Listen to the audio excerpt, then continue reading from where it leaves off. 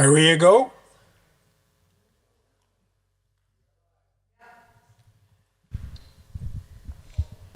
Can't Mr. hear Mayor, anybody we are or- live.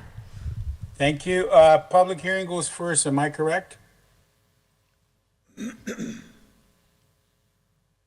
Okay. Welcome, everyone. Welcome to the regular council meeting of August the 11th. Today we have a public hearing of Bylaw 211. Sorry, go ahead. Sorry, Mr. Mayor, we need to do the adoption of the agenda and approval of Okay. minutes first. Yes, I didn't know whether to do that, so okay. Thank you very much for that, Sue. Can I have adoption of the agenda or any changes to or addition? Sue? Thank you, Mr. Mayor. If it's possible, if we could change the numbering for bylaws to present bylaw or item 7.2 and then present 7.1 would be appreciated. Okay, hold on a minute. 7.1 first. 7.2 first, Mr. Mayor. Okay, thank you. Thank you. Okay. Okay. Councillor Nielsen. Thank you, Mr. Mayor. I would like to add under new business, business cases. Okay. Thank you. Councillor Elder. I'd like to add something to closed session, just one item as well, please. Thank you.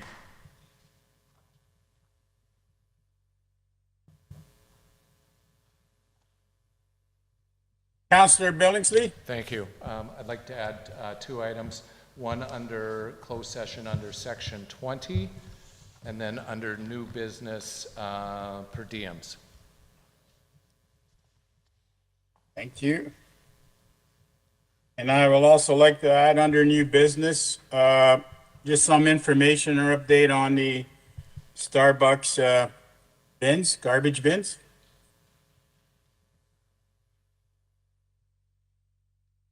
Okay. All of those in favor of the agenda as presented? All those in favor?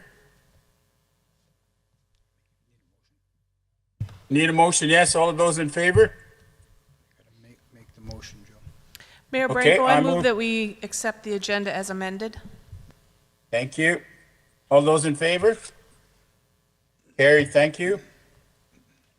Now we will move into public hearing. Am I correct, Sue? Approval of minutes. Approval of the minutes and then the public Okay. hearing. Thank you. Sorry again, Can I have approval of the minutes for July the 28th? Councillor Nielsen. Thank you, Mr. Mayor. I move the council adopts the regular council meeting minutes of July 28, 2026 as presented. Thank you. Can I have 3.2 for the whole? No, maybe. Oh, that's all the question, please. Committee of the whole. Can I have a motion to accept the committee of the whole? No, I have a motion on the floor for adopting the regular council meeting minutes. Okay, thank you. All those in favor? Gary, thank you. Mr. Mayor, I would now like to move the council adopts the committee of the whole minutes for July 28, 2026 as presented. Thank you, sir. Any questions or not? All those in favor? Gary, thank you. So we will move on to 4.1, a public hearing for Bylaw 2112-26 to amend the Municipal Development Plan 2113-26 to adopt the Evergreen Area Structure Plan. I declare the public hearing for Bylaw 2112-26 and 2113-26 at 4:05. Purpose of the bylaw. I will ask Planning and Development to explain the purpose of the hearing. Thank you, Mr. Mayor.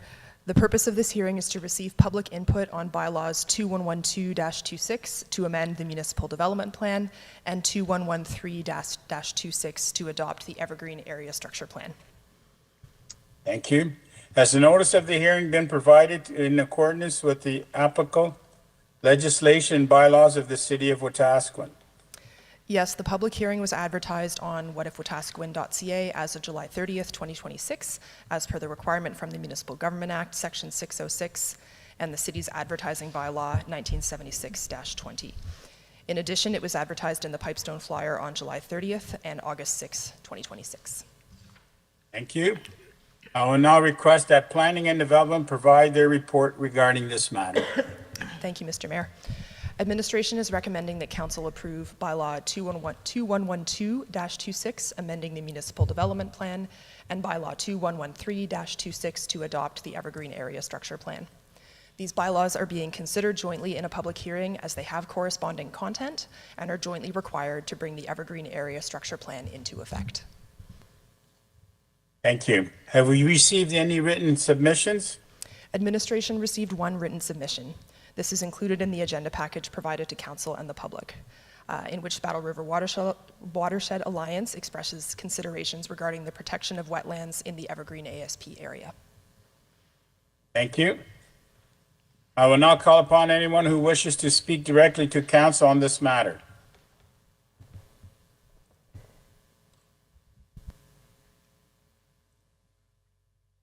Not? First, we will call upon those who registered prior to the meeting, and then anyone who else wishes to speak may have an opportunity.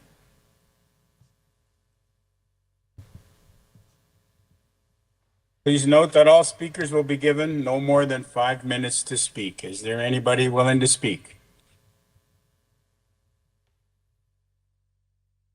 There are no formal registration to speak. Is there anyone present wishing to speak to this matter?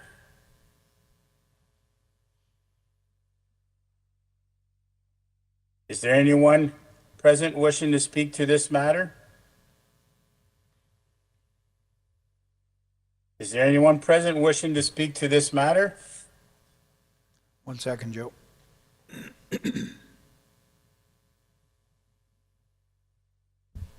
Okay.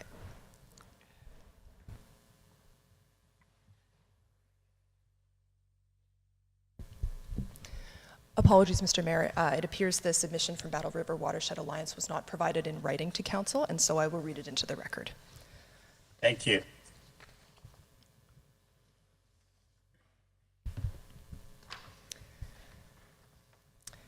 Entitled Watershed Considerations for the Evergreen Special Study Area Statutory Plan. Battle River Watershed Alliance, as the provincially designated watershed planning and advisory council for the Battle River and Sounding Creek watersheds in Alberta, appreciates the opportunity to engage with the City of Wetaskiwin and provide input on the Evergreen Area Structure Plan, the plan. We provided initial feedback through the Special Study Area Survey in February 2026 and would like to follow up on a few key recommendations as they pertain to the final draft of the plan. As outlined under the Environmental Stewardship and Open Space Integration section on page 10 of the plan, environmental preservation was identified as a paramount priority across all stakeholder groups. Participants explicitly called for the protection of existing wetlands, mature tree stands, and natural drainage patterns. Related to the protection of existing wetlands, BRWA would like to reiterate our recommendation to protect the wetland in the southeast corner of the study area, as identified in the image in the submission and described in greater detail as part of the Marsh 2 wetland complex on page 24 of the City of Wetaskiwin Special Study Area Biophysical Impact Assessment.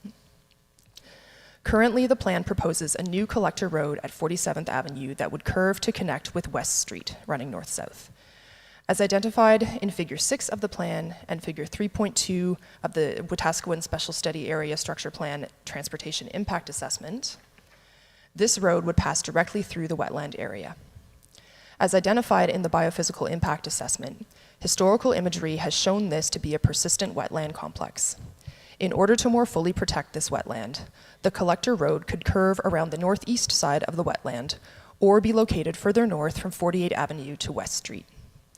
In addition, Park Space 2 could be expanded to more meaningfully recognize and protect the extent of this wetland. See Figure 8 on page 29 of the plan. Note Open Space Area 1 and 2 descriptions on page 17 of the plan are not aligned with the Park Space numbers in Figure 8. Another wetland area and park space that would benefit from further evaluation is Fen 1 and Park Space 6. As described on page 24 of the Biophysical Impact Assessment, historical imagery repeatedly shows mottled wet areas and ponding within this portion of the site, supporting the interpretation that wet conditions have persisted in this area over time. The mapped connection between Fen 1 and Marsh 2 suggests hydrologic interaction between these wetland units, particularly during wetter periods or spring runoff. Given the above, protecting the fen area identified in the yellow box in the below image in the submission could support hydrologic and ecological connectivity in the study area. Currently, Park Space 6 is located south of 49th Avenue and does not coincide with this wetland area. The park space could be expanded or moved to the north to provide meaningful protection of this wetland, as well as enhanced connectivity between Park Spaces 6, 7, and 2, and Fen 1 and Marsh 2. Thank you for the opportunity to provide feedback on the draft plan. We would welcome any follow-up questions or further discussion about these concerns and potential solutions. I would like to thank everyone for their presentation of this hearing. Council will discuss and debate this matter later in this meeting. I declare the public hearing for Bylaw 2113-26 and 2113-26 closed at 4:12. Thank you all. We will move on to business arising. Oh, public hearing. We sorry, got that. Business arising of the minutes. Staff report for decision. 6.1, please. Is it on? Okay. The Budget Accountability Policy, CO-012. The purpose of this report is to obtain Council's approval on the Budget Accountability Policy, which was initially presented at the Committee of the Whole meeting on July 14, 2026. At the meeting, Council requested a few changes which include the following: a change to the policy statement, the removal of the definition of management, a requirement for operating budget approval to include Council's operating budget amendment to include Council's approval, as well as that of budget reallocations. These changes have now been incorporated into the policy that is hereby presented to Council for approval today. Thank you. Councillor White. I move that council approve the budget accountability policy CO-012 as presented. And I'd like to start by, through the chair to administration, I appreciate the time and effort that's been taken to get council's feedback and input in these finance policies. I recognize we have a number of them today that have taken work, and you have diligently implemented or tried to incorporate the feedback that was received from council. I appreciate that, and I will be supporting the motion I just made. Thank you. Any further questions? If not, can I have a vote on the motion, please? All of those in favor? Carried. Thank you. Item 6.2. The next policy is the Procurement or Purchasing Policy, CO-016. This policy was also presented to Council for feedback at the July 28th Committee of the Whole meeting. Council provided its input into the policy, and that has since been updated in the final document that's hereby presented for approval.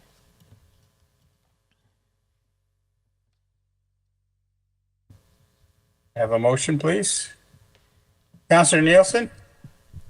I move the council gives approval, I move that council approve the Procurement Purchasing Policy, CO-016, as presented. And I do not have any questions, but we'll be supporting this motion. Thank you. Any further questions from my colleagues? If not, I'll have a motion to accept this. All of those in favor? Carried, thank you.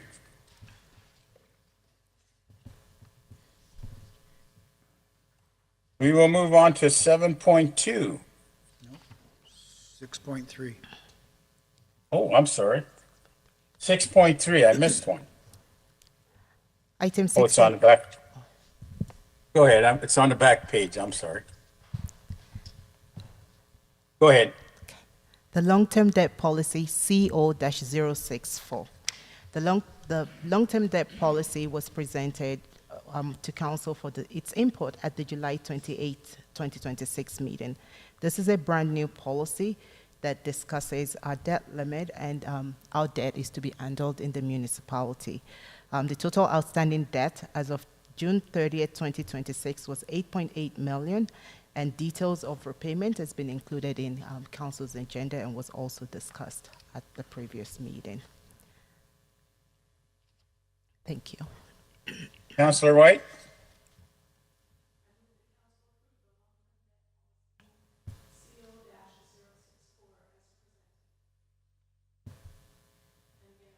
Councillor White, can I have a motion?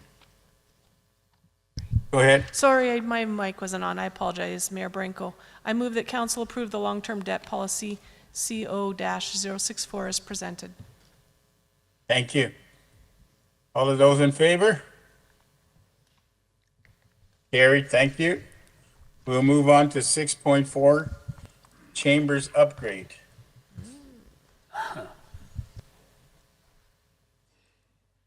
Sorry.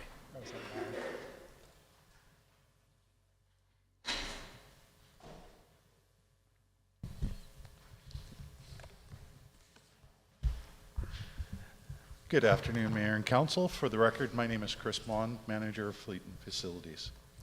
Today I am seeking Council's consideration and direction on the preferred layout for Council Chamber upgrade project and furniture options.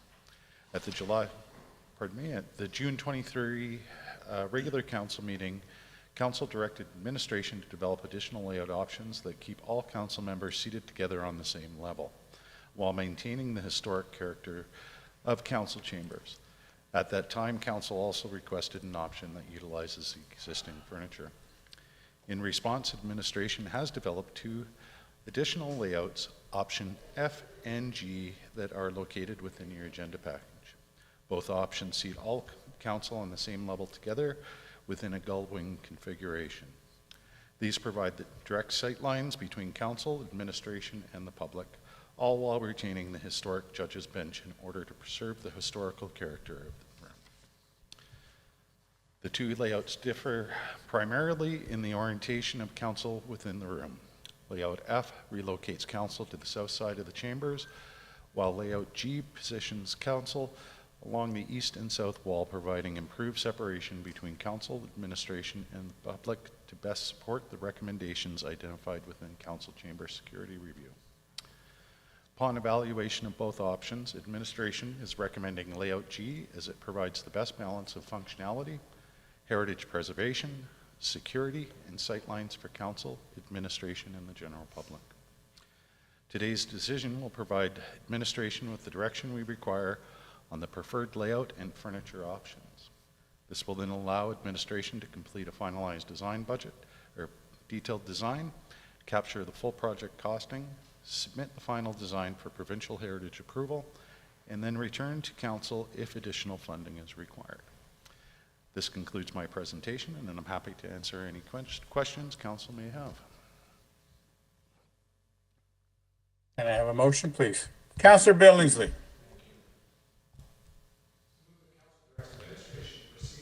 Microphone on, please.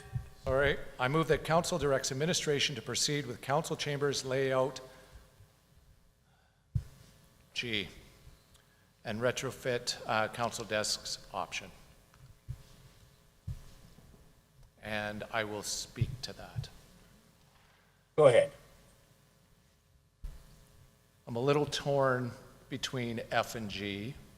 I personally like the look of F better, but I understand the security concerns that when the security audit was done of why administration is recommending G. It's my understanding that a new desk would be required for council to sit at, but it's also my understanding that it can be done in-house to be able to not have a large expense to be able to do this. So for that reason, I will support G, but if somebody wants to convince me that F is better, that's fine too. Councillor White. I'm not sure I can convince my fellow councillor, but I do have a question for administration. So thank you, Mayor Branco, through the chair, to our administration. In the layout variation F, would the drawing looks like the same table for council as in drawing G. So is there any reason that variation G is of less expense? Through the chair to the question, to the councillor's question, what we have proposed is the layout options with either layout F or G, and then a supplemental question for council to provide direction on whether we were to retrofit existing furniture as best we can or purchase new. So that would be with either option for the retrofit.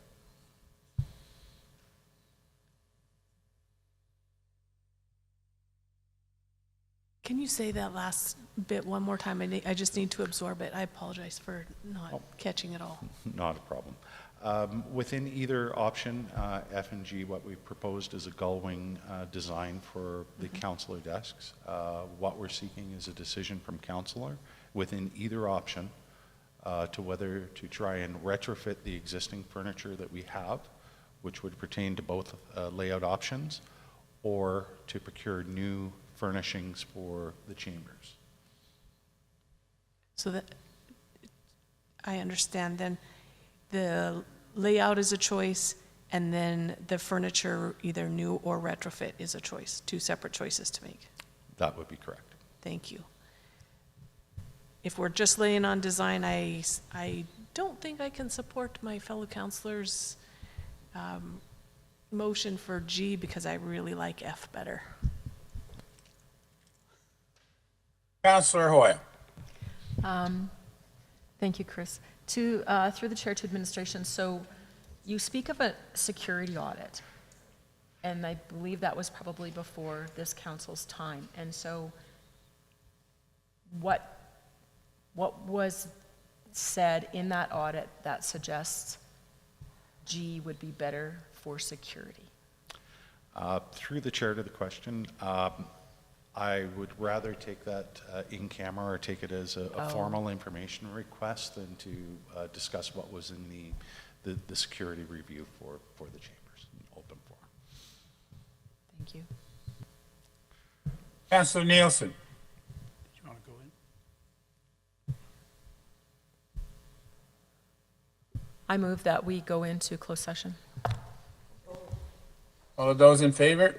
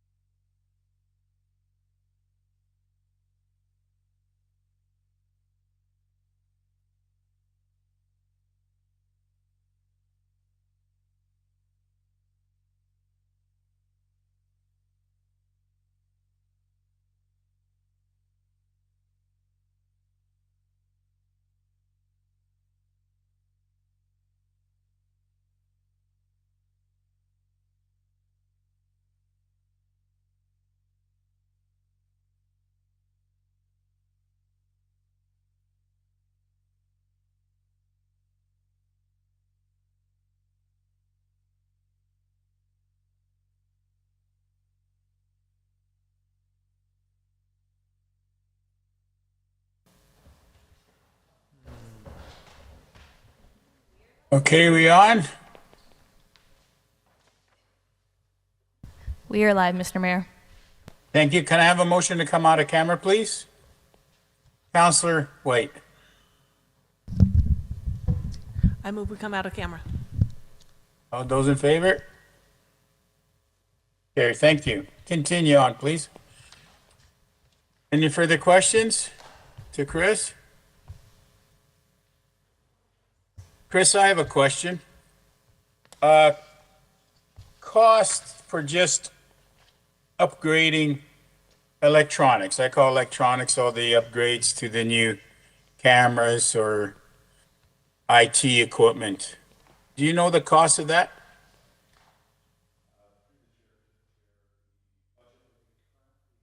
Microphone, please. Sorry, through the chair to the chair, the current budget that we have that has been previously approved is $99,000 for information technology replacement.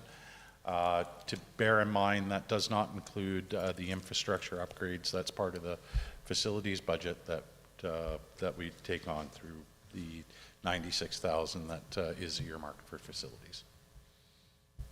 So 90, let's say 99,000, roughly 100.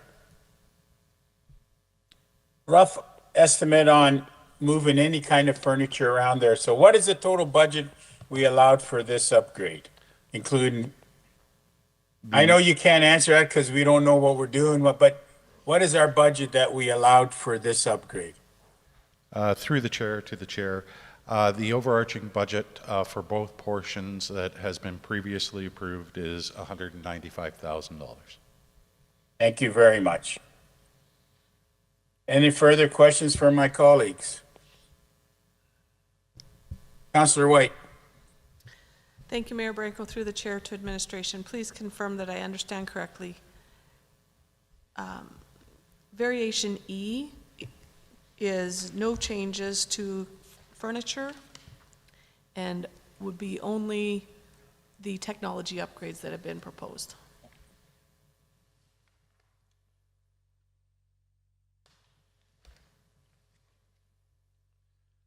Through the chair to the question, that would be correct. There would be infrastructure upgrades that we would have to undertake as well, but it remains pretty much status quo with the addition of the original bar that was in the courthouse at the time. Thank you. That, I think, is what I'm most likely to favor, so I probably will, I anticipate not supporting Councillor Billingsley's move. I have a question. Chris, when we say IT, does that mean we're getting new computers in front of us? Larger one? Or is there any lights or something that we push a button, we want to speak, or we just keep the same apparatus what we have on top of our desk? Through the chair to the chair, I am going to defer to my colleague in IT who will be able to answer that question for you a little bit better than I will.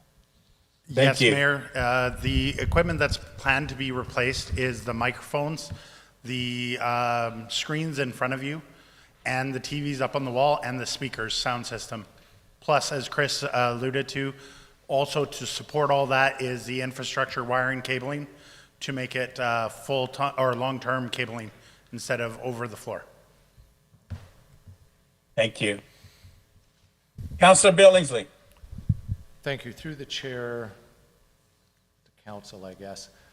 If G is not approved or any others and we go with status quo, the 99,000, 96,000, whatever the dollar amount was for the IT portion, there still will be capital costs as far as we will be dipping into the other $100,000 for some work that has to be done within council chambers no matter what. Is that correct? Through the chair to the question, that would be a correct statement. What administration is looking for is direction from council from two areas on the layout and whether we are going to reman and reuse the furniture that we have. At that time, once we've determined the layout, then we'll be able to put together a more accurate picture of what those costs are going to be. So I'll follow up with that. So to council, if it, because you don't want to go with variation F or G is because it costs more for the renovation, there still will be costs involved whether we keep the look of it being the same. And I think that that has to be understood, right? That we still will have other expenses other than the IT portion of that. So make that very clear. Question, so status quo, my understanding would be everything stays the same the way it is. Other than if we have a few bugs on our TV or our microphones, but it's hard to approve something we don't know what actually the cost is. Are we upgrading 1, 2, 3 TVs? Are we spending 40,000, 50,000? My understanding, maybe correct me if I'm wrong, the status quo would be leave it the way it is. Is that correct, or? Yes, Sue. Thank you. Through the chair to council, status quo would be for the furniture. The technology upgrade still needs to happen, so that is within approved budget. There's a lot of clunkiness, and I know we've run into this before where we've had to stop council because we've lost live feed or we've lost the ability to connect the different systems. We've got way too many systems that are running to try and make this work efficiently, and we're at risk almost every meeting of not being able to connect properly. So, if I may, status quo plus $99,000 for IT is what we have budgeted. Councilor Billingsley. Through to the mayor, no, and that was the point I was trying to make. No matter what, if we decide to upgrade IT, there will be other expenses even if we leave this setup the same as it is today.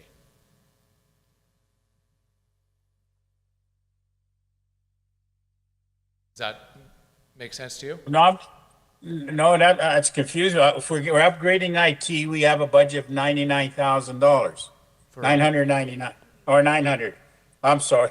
100,000. Let's forget $100,000. So that covers all IT and everything else to bring in IT in. What is the other cost for furniture? Through the chair to the chair, those additional costs would be borne under the 96,000 that has been previously approved for those infrastructure upgrades to support the new IT hardware that would be required to sustain council meetings moving forward. Thank you. Karen Aberley.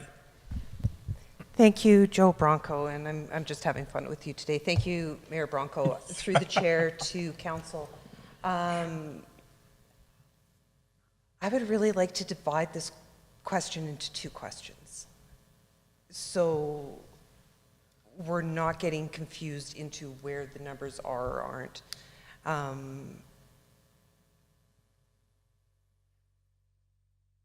Because I am not in favor of any changes to the room, other than maybe some cosmetic, but I am totally in favor of being more accessible to the community by having an upgraded, IT stuff, sound system, and do all of that. And so my position right now is to just vote no for everything, like both of these questions, and I wonder if that is also a challenge. Councillor White. Thank you, Mayor Branco. If the motion that's on the table for variation G is defeated, I'm prepared to make a motion for variation E, which is no change in furniture. The upgrades to technology have already been approved, so that's not the question on the table, I believe. That's where I'll be. Councillor Billingsley. Thank you. I'll put in one last for variation G. If we are going to have capital expense, whether we go with E, F, or G, and I think, in my opinion, that G is a more efficient way for us to communicate with each other and to be able to have conversation much better than what we have currently. So either way, whether it's E, F, or G, we are going to have expenses outside of IT.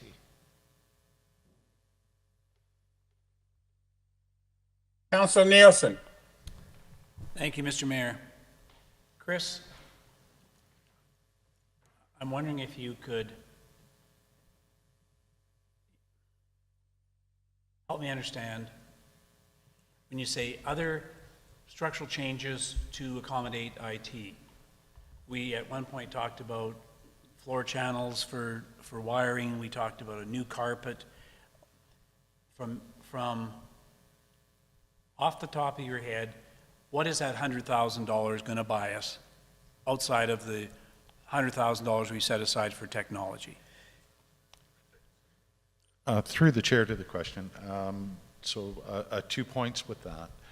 Within that, those infrastructure upgrades to run those new data lines, get those buried within the floor for the electrical that would be required so that we don't have extension cords running over council chambers, providing a tripping hazard.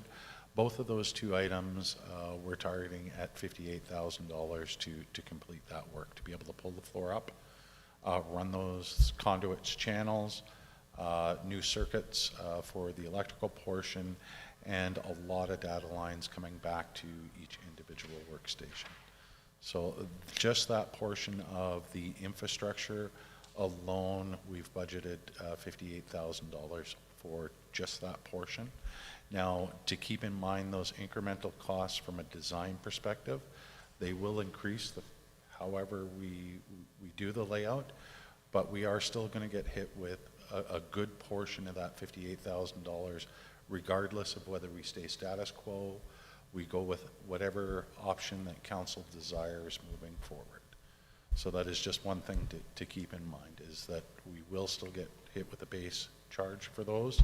The incremental costs for moving 10 feet, we'd have to start capturing those costs once we have a defined definitive layout, but we still will get hit with a portion of those costs. Thank you. And the status of the floor covering, where does that fit into all of these numbers? The floor covering, pardon me, through the chair to the question. The floor covering, that is a completely separate capital charter that is funded to, I believe, top of mind, 14,000 that we do have funding for. So that isn't included within this project scope per se. It is another line item that was previously approved by council. Thank you. In relation to the variation or scale number E, you indicated the reinstallation of the fence. So I'm assuming the fence is intact. It's a matter of just nailing it to the floor. Not really, but. Through the chair to the question.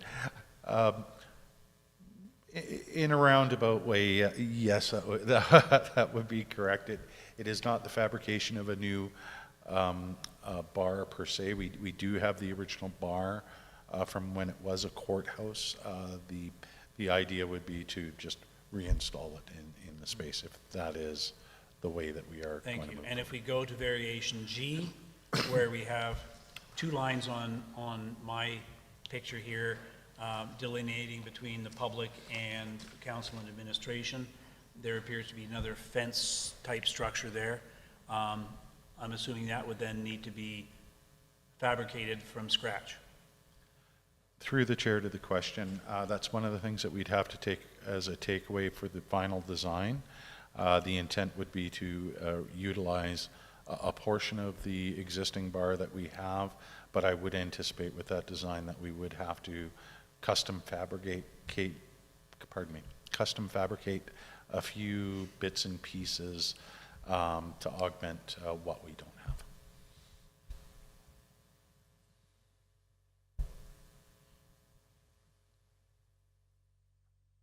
And my last question then, Chris, thank you for indulging me, is,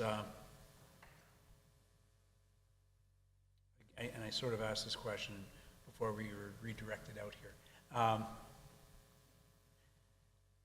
If we maintain the structure we currently have right now, we tear up the floor, put the new runways in, blah, blah, blah, blah, all of that, then down the road, if there is an intent to add furniture when we become really rich as a community, we could build new, but it would have to maintain the same design as we're sitting at now because of the underfloor cabling channels. Through the chair to the question, that would remain true with any option that council would consider and direct administration. Whether it be option G, there's always, let's say, a little bit of room for wiggle room, but I think that's where council needs to make that decision on long term, what they envision and see for the layout of council chambers. I guess what I was leading up to is that while this particular seating arrangement and structure is what it is today, it could be 3 years from now newly fabricated, but would still take this form. So we don't have to necessarily buy new furniture today. We could buy new furniture next week, next year, next whenever, decade. Through the chair to the question, yes, that would be a correct statement, and then that would hold true for any of the layout options as well.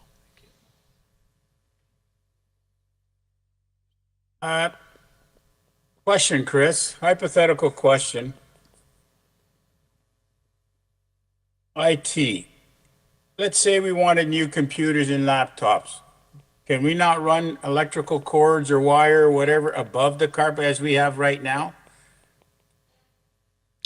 It just, I know you say we got electrical wire, but it's operating now. So if you have new wiring and still have the same status without ripping the floor up.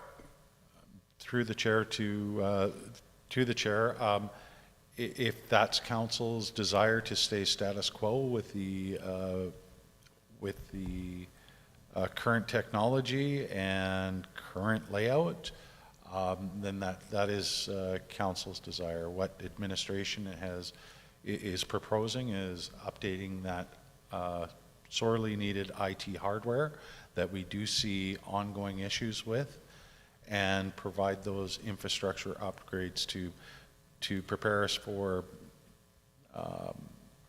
better today and better in the future. Thank you. Councillor Elder. Just whoops, make sure it's on. Sorry, just one quick question. With F or G, do we lose one bench in here, like for seating? We've got 1, 2, 3, 4, 5, 6 benches, and currently I only see 4 in the diagram. Through the chair to the question, that is correct. We'd have to take any design that council would like us to move forward with, and we would need to finalize exactly what we have.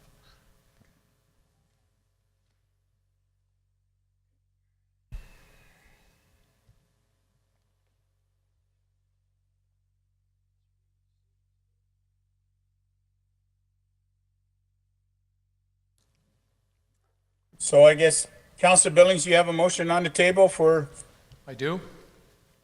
okay, could you please read it so we can vote on it?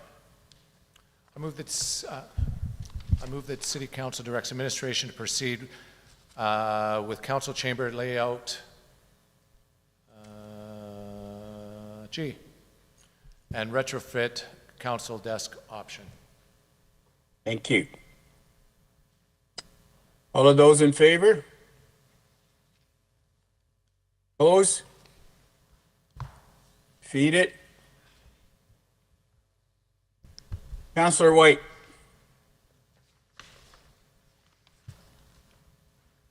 I move the council directs administration to proceed with council chamber layout option E.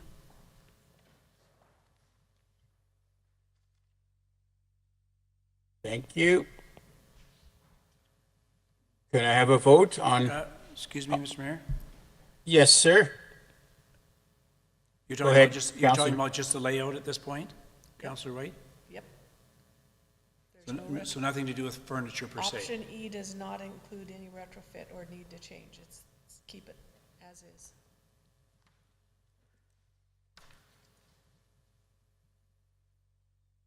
Councillor Billingsley. Thank you. Through the chair to Councillor White. So are you talking about leaving everything the same and just adding new tech and not channeling? Or are you looking to spend the, I think Chris said about $60,000 for upgrading channeling? Through the chair to Councillor Billingsley, my understanding is that the IT upgrade has already been approved, and there's already been money set for that, for both the IT and for whatever needs to be done in the facility to accommodate that. And my motion is for variation E as it's drawn and presented before us. Thank you. I think Councillor Aberley had her hand up, and then Councillor Nielsen. Yes, thank you, sir. I believe that the last question was the same as my question, so I think it was answered.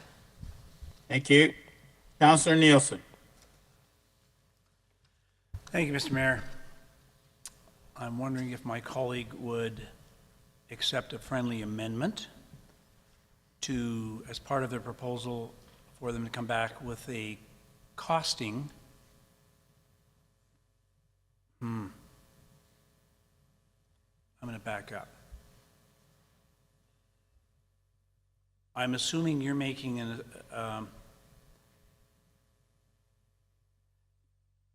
I'm assuming that you're assuming. Yeah, right. That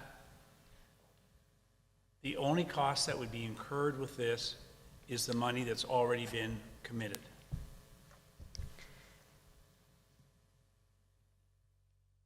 Would you accept a friendly amendment as part of that motion to also, at the same time, get a quote on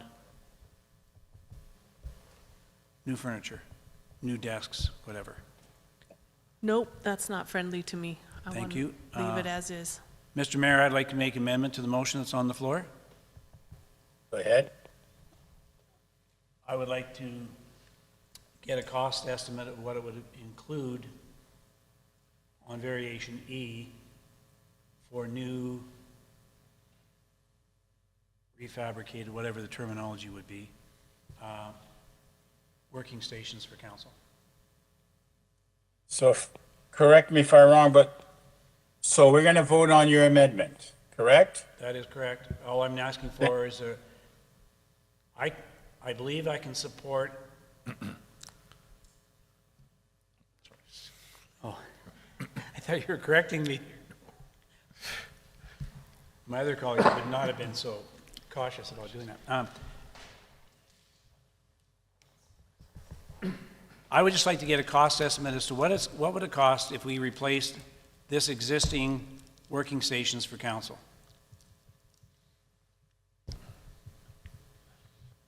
Councillor Billingsley, and then Councillor White. Through the chair to Councillor Nielsen, why? And the reason I say that is, part of the reason was to keep the ambiance of the original Yes. courthouse, and now you're looking for something new. Why? Well, if you want me to get really serious, then I would say not something new from this perspective of new. I would say something new that would incorporate paneling that would look similar to what's already in the building, not new IKEA white glossy, something that adds to the historical ambiance. Councillor White? I believe this amendment is better suited as a request for information and not an amendment to my motion.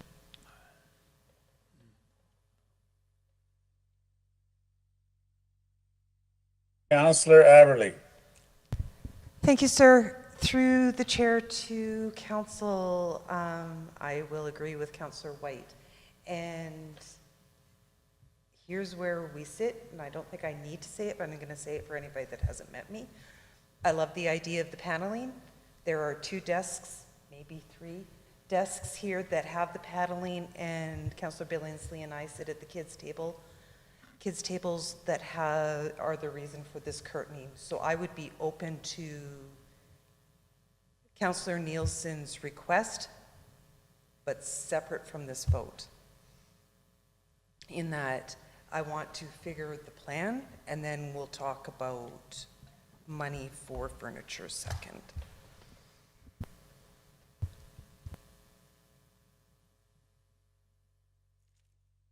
My concern is that the motion on the floor is saying leave everything as is with the exception of the technology. And if that motion passes, a second motion to consider furniture is counter to the motion that would have just been approved. Mayor Bronco, may I, just because it's Sure. directly to that? Go ahead. I see the first motion as what does the layout look like? And so we agree on a layout, and then, and I'm not saying we talk about this 13 weeks from now. I'm saying following that, we then discuss, do we want new furniture to fit within the agreed upon layout? So my question to Councillor White would be, is that your intention to the motion? You're not talking about furniture, you're talking about design layout. Correct layout is presented in the drawing. Okay. I'd be happy to withdraw my amendment at this time. Thank you, Councillor Nielsen. We will be voting on motion by Councillor White. Can you repeat that, Councillor White, please, so we can vote on it?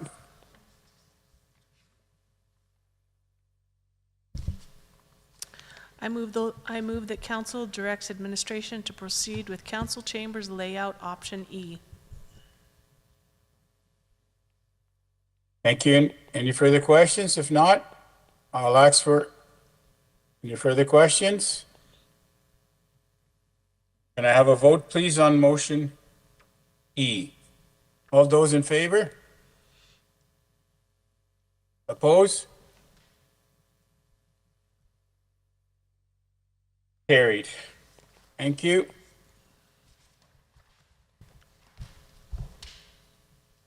Councillor Nielsen. As part of this conversation, I would like to make a motion, Mr. Mayor. Please. I would move council directs administration to provide a quote for replacing existing council workstations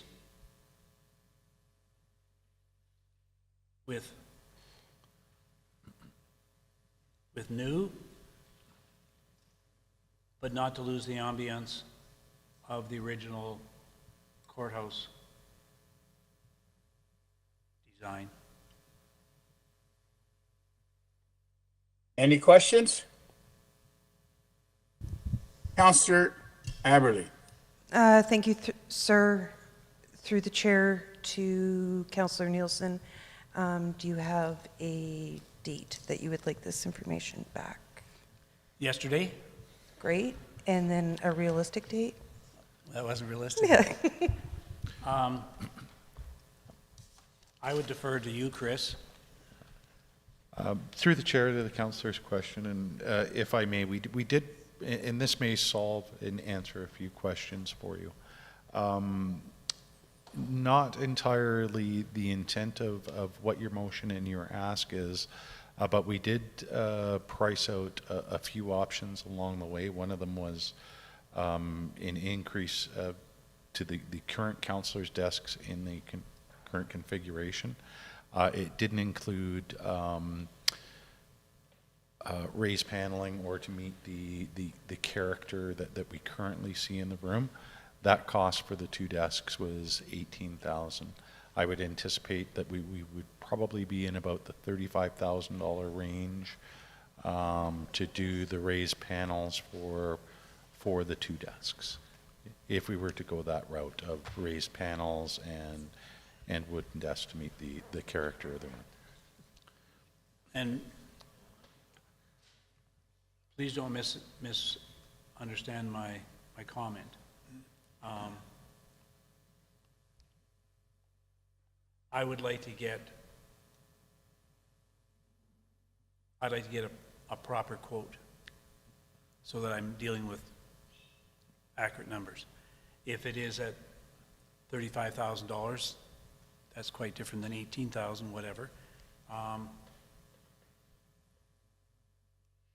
But if it's 18, then it's a different part of the ballgame. My only concern, no, I have 2 concerns. One obviously is cost, but the other one is not losing the character of the building. That I think anytime anybody's come into this building, they are jaw dropped by the facility. And I would not want to lose that by modernizing, so to speak. So I would appreciate accurate numbers. Thank you. So we need a motion for that? Sue? Councillor White. We do have a motion on the floor from Councillor Nielsen, and I appreciate the desire for accurate financial information to make a decision, and I intend to support his motion. Thank you. Any further questions? If not, Councillor Nielsen, can you please repeat your motion so we can vote on it? Maybe. I don't, did you capture it, or am I winging it?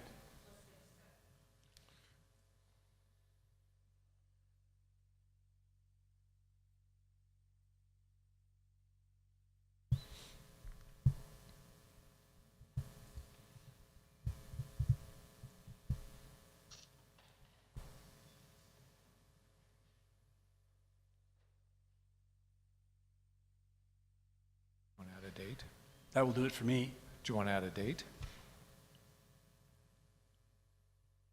Chris, let's add a date.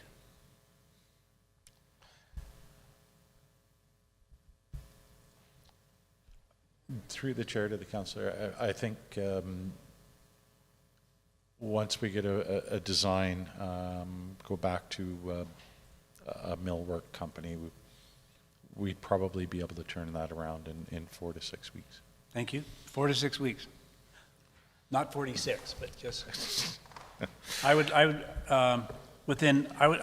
ask for it to be done in 4 weeks. Then if you have to have an extension, you can have an extension, but right now I want 4 weeks. So you're looking for September the 23rd, I believe. If your calendar is correct and I trust you, the answer would be yes. Thank you. Councillor Aberley, you had a question? No, sir, it was answered. Thank you. Thank you. So Wayne, Councillor Neal, can you make the motion so we can vote, please? You have the date? You had the date. The council directs administration to provide a quote in 4 weeks for replacing existing council workstations while maintaining the existing character of council chambers. Thank you. All of those in favor? Opposed? Carried. Thank you. Finally, we get a decision over 2 years. Are you happy now, Karen? Yes, sir, thank you.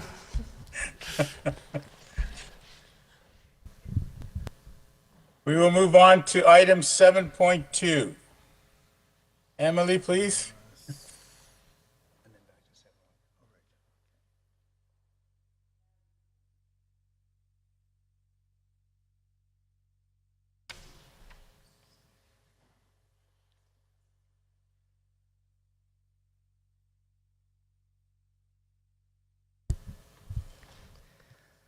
Good evening, Council. My name is Emily Sangster, Manager of Planning and Development, and with me is Michael Reyes from Arcadis, our consultant on the Evergreen Area Structure Plan. The purpose of the presentation for this current agenda item is to present for second and third reading Bylaw 2112-26, which would amend the Municipal Development Plan, or MDP, to incorporate the policies and designations proposed in Bylaw 2113-26, Evergreen Area Structure Plan, which will subsequently be presented for second and third readings. The MGA requires that, or Municipal Government Act requires that any area structure plan be consistent with the applicable MDP, and the MDP prevails in the event that there's any inconsistency between the two plans. Therefore, we are proposing amendments to the city's 2024 MDP to incorporate the changes proposed in the ASP and then ensure the ASP can be adopted in a manner consistent with the approved MDP.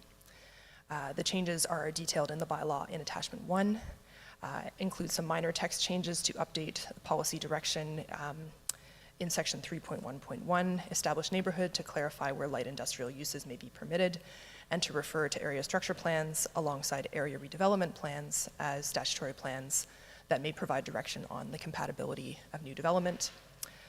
Removing the existing policy section and implementation item providing direction for future study in the special study area now that that's been completed, and replacing maps 2 and maps 4 with amended maps that represent the proper Evergreen ASP boundary and the land use designations that are proposed.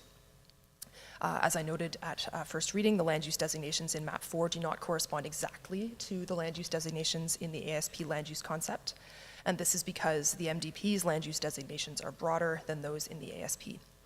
Additionally, the policies for the relevant land use designations in the MDP indicate that statutory plans such as this may provide further policy direction in specific areas. So with that summary, I'd be happy to take any questions regarding this proposed bylaw. Councillor Nielsen. Thank you, Mr. Mayor. I move the council give second reading to Bylaw 2112-26, amending the Municipal Development Plan to incorporate amendments proposed in the Evergreen Area Structure Plan. Thank you. Any questions? Councillor Billingsley. Thank you. Through the chair to the mayor. When we had first reading, you voted against this, and I'm trying to understand why that would be. And you don't have to necessarily, well, you don't have to answer that question, but I'm trying to understand why. Is there an amendment that we possibly could make for you to support this? Is there something about this that isn't sitting right? I have a couple questions I'm going to ask that so you can answer that. Perfect, thank you. Emily. So one of my questions, we had this week or last week, we had an email sent to us. Do landowners have to give a percentage of their lands for parks, playgrounds as a developer? Through to the chair, I believe what you're referring to is the requirement under the MGA that at subdivision, owners of parcels larger than a particular size are required to dedicate up to 10% of the land for parks and open space. That applies at subdivision, so not necessarily as part of this plan. What is the size after? Is it after 10 acres? Because I'm wondering, if you have a landowner who has 2 acres and he has to give 10 or 30% of that land for a park, it doesn't make it feasible for him to develop the land. Is there a size of a before he gives it, or? Through to the chair, that size is defined in the Municipal Government Act. I believe it is 0.8 hectares.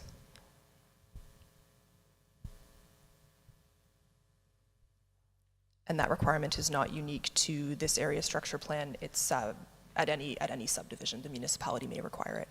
And so in the area structure plan that we will get to, those dedication requirements have been accounted for and mapped for general information. Okay, thank you. I got a couple more questions. 30% of tree canopy, what do you mean by that?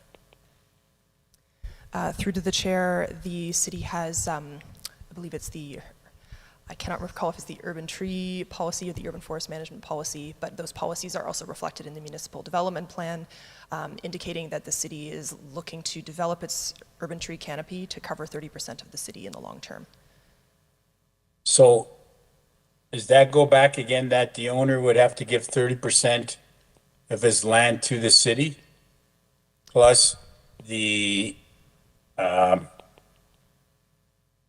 percentage of his land for parks and recreation, or what do you mean tree covering or that tree canopy?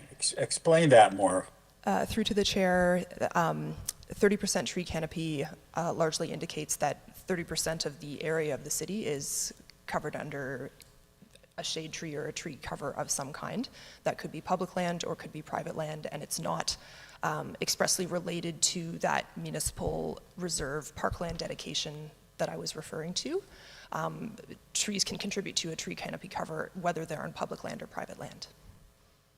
Okay, but what I'm trying to ask and get an answer is, if you have a development, he goes in there, he clears the whole area for a new subdivision, sidewalks. Does he have to leave trees in there, or does he come back and replant it?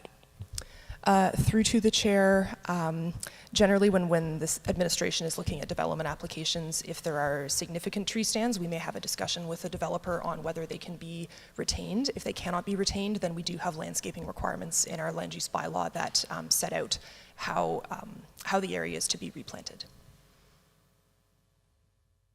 My other question, and last question, we know in that area of Evergreen development there is a couple contaminated land. If a developer's building and is beside, there is a couple city-owned contaminated land, and the seepage goes into the private land, who's responsible for that cleanup?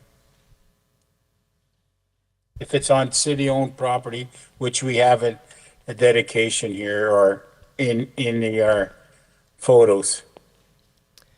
Through to the chair, my understanding from discussions on this with the province is that generally the original polluter is responsible for the costs of the cleanup. And so depending on how the original polluter is established and what is shown through studies of how that contamination has migrated, then there may be mechanisms to recover some of those costs from the original polluter, whoever that may be. But and this is a key point for me. If you can't find the original polluter, is the owner land has been contaminated by that parcel land that the city owns have to pay for that cleanup?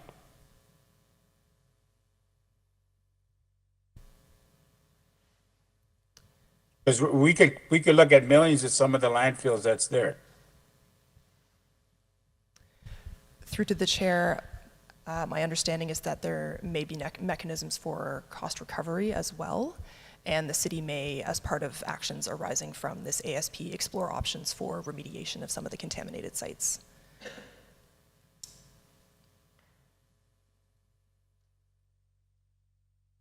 But not a definite answer. It may. May means we could pay for it, or the developer may have to pay or cost sharing for something he didn't do. Okay. You answered my question. Councillor Nielsen. Thank you. I'd like to follow up a little bit on some questions posed because now you've piqued my curiosity. So if I'm a landowner in Evergreen and I've got a big parcel of land and there's nothing on it, and I want to develop it, I have to assign a portion of that property to green space or park space. if I'm a landowner with a big parcel of land and I'm not planning on developing it, but I just have a big parcel of land, do I still have to then designate a portion of my land to park space? Through the chair to Councillor Nielsen, the requirement for what's called municipal reserve dedication comes into effect at subdivision. So if the parcel is developed as a large parcel but not subdivided, then that dedication requirement is not there. So if I live out on Airport Road and I have a large parcel, my house is on it, my garage is on it, I'm not doing any further subdivision, then I do not have a requirement to give over a portion of my land to green space? Through the chair to Councillor Nielsen, I see what you're saying now. So in the example that you're giving, for a large residential property that has already been developed, at that previous subdivision, if municipal reserve was dedicated at that time, and in most cases it was, then it's not required that the landowner provide it again. And if that large portion of property is actually a commercial venture, does that hold true as well if they're not subdividing it any further?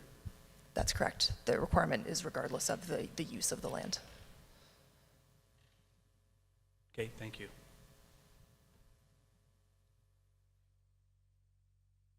Councillor Billingsley. Thank you. Through the chair to Emily. These regulations you speak of are MJA and not specific to this MDP, is that correct? Through the chair to Councillor Billingsley, that's correct. Thank you. They're not applicable to this? No, they're not specific to this. Help me understand the difference.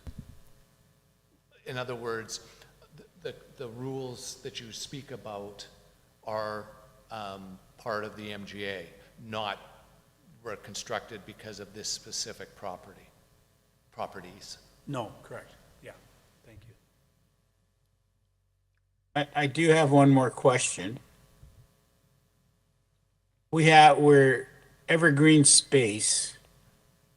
We have a gem in our community, which is by the Lake Park. Is it not a conflict to compete, to bring people to by the Lake Park to enjoy our pathways? And because we know with Battle River watershed, that area is very subject to flooding, so we're going to have a lot of nature. Is that not too close to have too many parks, high maintenance? And Through to the chair, one of the rationales for laying out the parks in the land use concept the way that it was done was kind of recognizing that there are sort of different levels and different types of park space, if you wish. So By the Lake Park is a large regional park, draws people from all across the city, but I think we can all think of smaller neighborhood parks in our area that we may be more likely to pop out to walk a dog or bring a child to the playground. And so having both of those types of parks easily accessible to residents in this area was part of the reason why there's a number of smaller parks proposed actually in the plan area that are not seen to be conflicting with the larger By the Lake Park. our records show we're taking smaller playgrounds and because we can't afford to maintain it. My question is to administration. If I vote no to the third reading or the second, what happens? Through to the chair, I think that it would depend on the overall outcome of the vote. If the proposal as a whole does not pass third reading, then the area structure plan is defeated. Okay, thank you. Any further questions? Councillor Billingsley, then Councillor Nielsen. Thank you. I think I'm reading between the lines and maybe I'm not. Do you have concerns about this, Mayor Branco, that possibly an amendment to this would alleviate your concerns? I have concerns that I know it's all to the owners to develop, but if we're doing an industrial park and somebody wants to build an industrial park, why would he give land away that he's already have a high cost to develop and lose some of that land for green space when we have green space across the street? So it's more of, I know it's not up to us, it's up to the MGA or the provincial government rules, but to have somebody who has 5-6 acres and he has to give 2 acres away, that's income that he's losing that he has to pay for, that he ain't getting nothing back.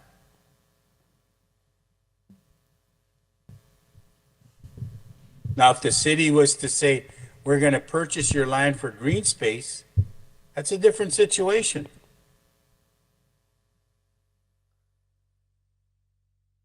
Councillor Nielsen. No, I'm good, thank you, sir. Councillor Hoyle. Emily, what size did you say that we were looking at where the 10% was applicable to?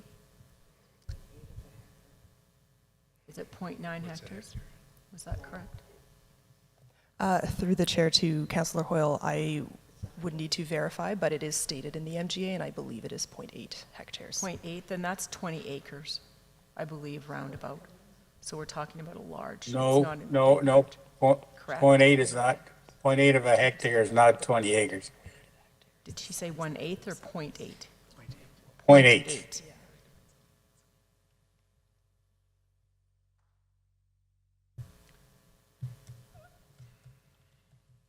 And so that would Councillor, also mean that that's applicable to any other subdivision going forward, whether it's industrial, any development in the city, this would be applicable to, correct? Through the chair to Councillor Hoyle, any subdivision that meets the criteria set out in the MGA, yes. Thank you.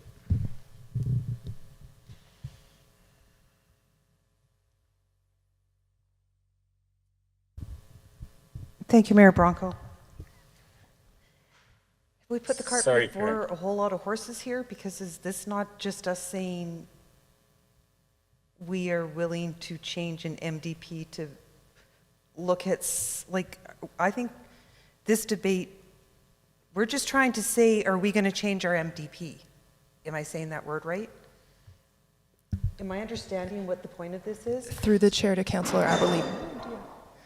Through the chair to Councillor Aberlee, the current bylaw that is the subject of the motion is the motion to amend the MDP, Right. to then prepare for the ASP bylaw to be discussed next. Yes. So I will be voting in favor of this motion, both readings, because I am in favor of continuing this discussion about the area structure plan.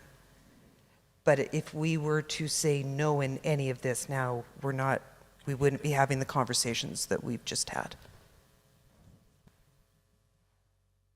So I would like to have you call the question, please. but if I may, wouldn't it be beneficial for us to debate that before, if one of us says no, to then come back and settle this? If you're asking me specifically, Mayor Bronco, I don't believe it would. Okay, thank you. Okay, I'll ask for the question.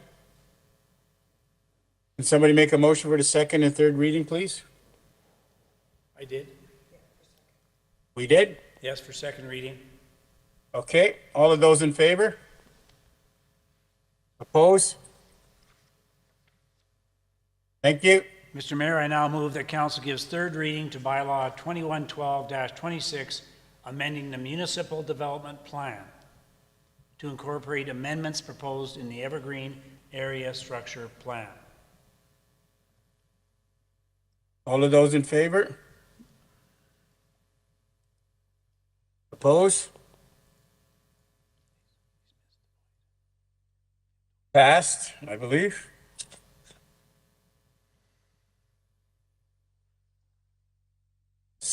We'll move on to 7.1.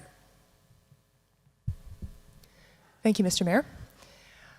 To follow on the public hearing that took place earlier and the presentation that was made a moment ago, and also first reading of this item at the July 28th council meeting, I wanted to provide a brief overview of the proposed plan being presented in Bylaw 2113-26, as well as a minor recommended amendment and additional considerations. As you know, the plan area covers approximately 2 quarter sections northeast of the Wetaskiwin Airport and has various development considerations and constraints. These include an existing mix of low-density residential industrial development and vacant land owned by numerous different owners, limited municipal servicing, and environmental considerations such as contaminated sites, drainage challenges, and existing wetland areas. The project team completed a broad engagement process in the first half of 2026, which included 2 public open houses, 2 public surveys, and the maintenance of a project website to provide information to the public and receive inquiries. It also involved direct engagement with potentially interested parties, including owners of vacant land in the area, representatives of Wetaskiwin's Indigenous communities, and public and non-governmental agencies such as the city's own departments, Alberta Health Services, and the Battle River Watershed Alliance.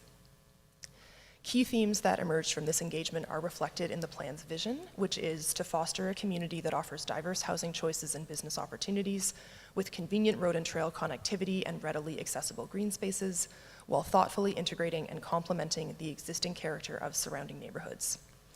The key themes also informed 4 main guiding principles, which are to foster vibrant, mixed-use, and walkable neighborhoods, provide diverse and inclusive housing choices, enhance, protect, and sustain natural and green spaces, and ensure responsible infrastructure and phased growth.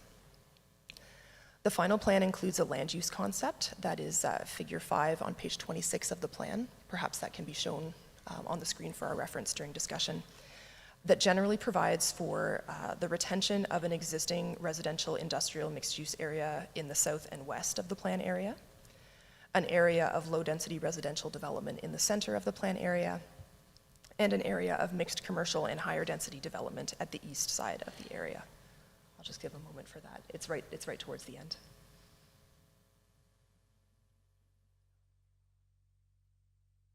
All the maps are in the rear at the very end of the document, so it should be page 26, figure 5.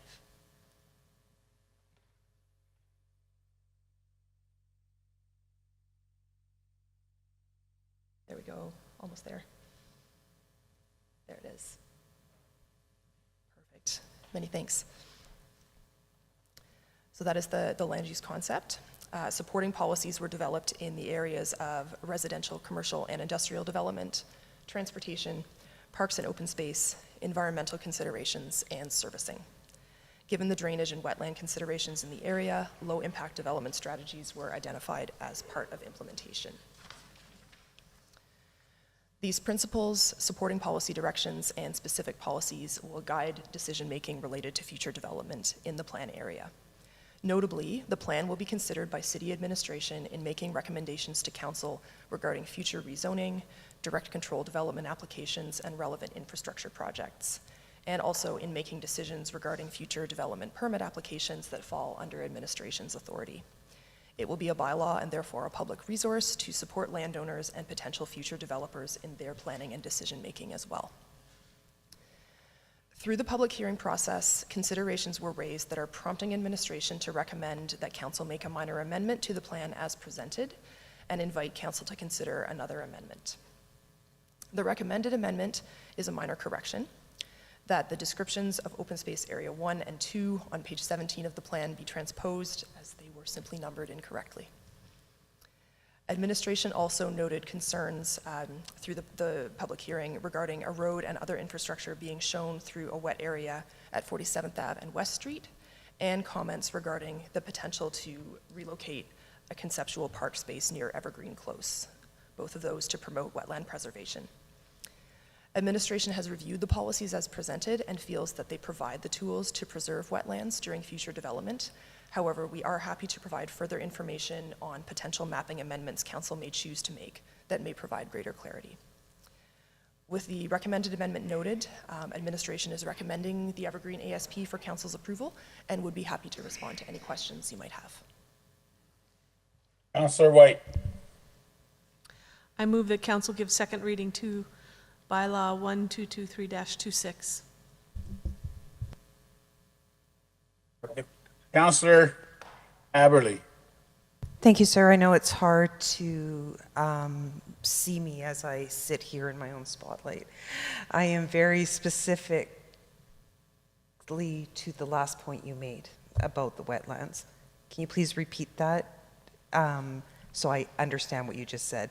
Will there be directing of roads and adding different park space, or you're open to it?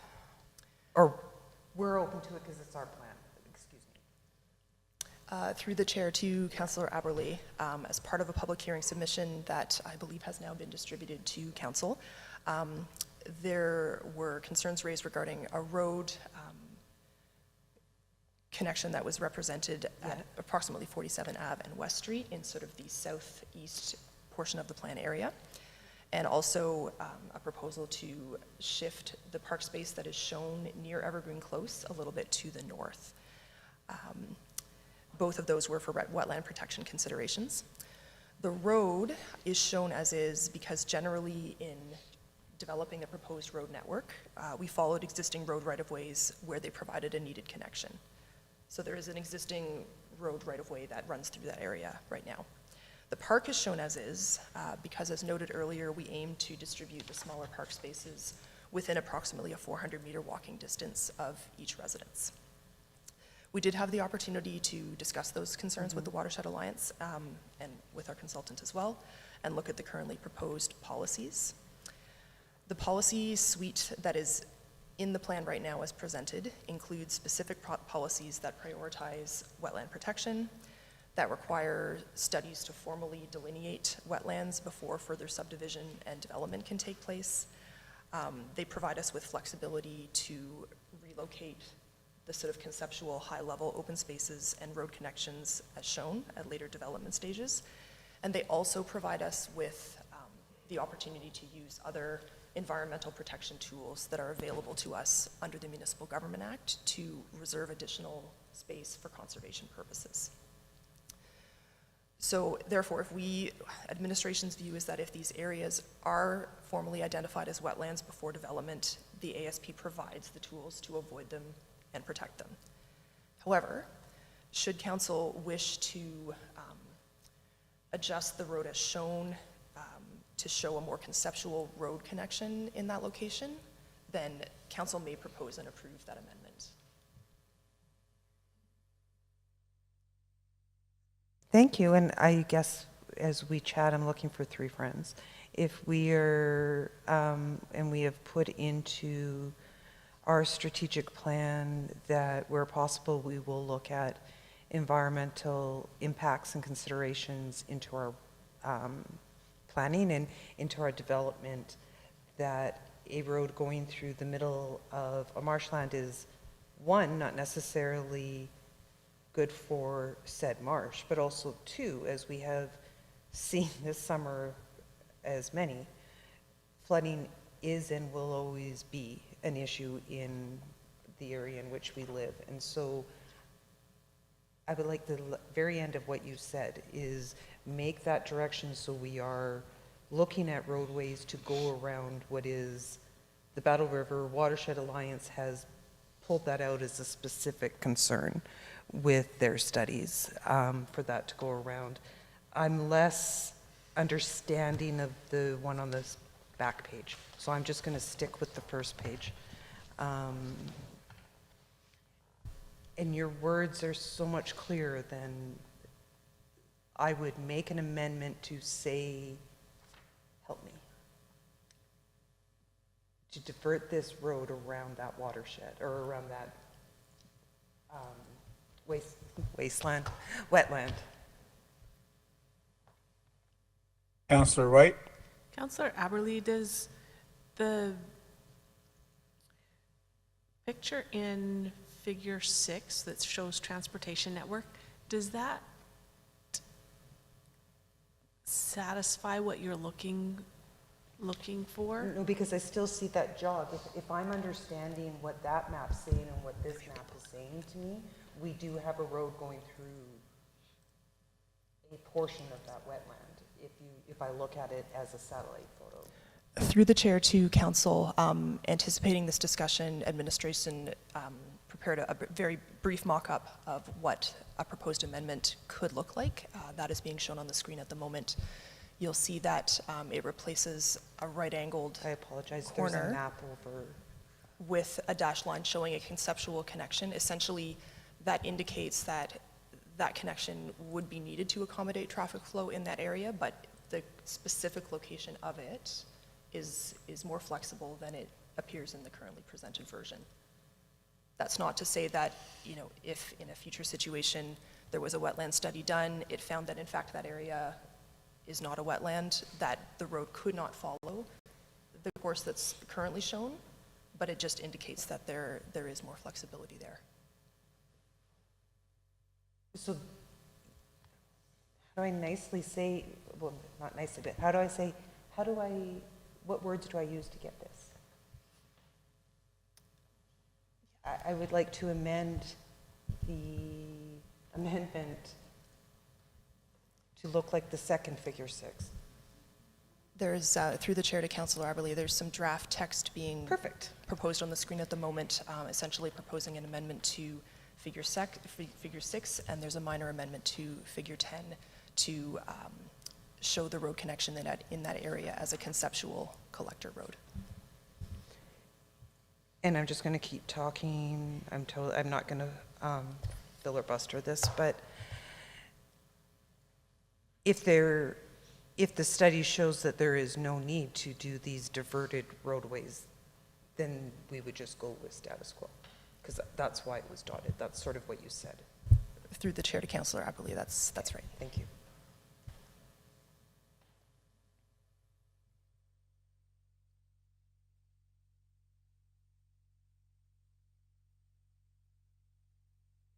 Councillor White.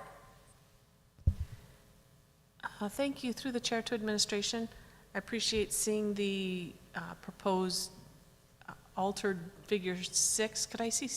Could we see figure 10 as well before I vote on it? Although I do anticipate supporting it. Through the chair to council, figure 10 is just being brought up. The change that would be made would be where there is a future sanitary main shown along that street, that line would be shortened. It may not need to extend the length of it.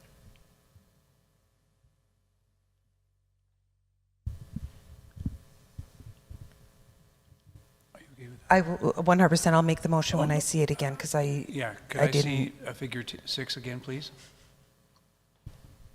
Thank you. And so my question is, I gotta figure out what this is.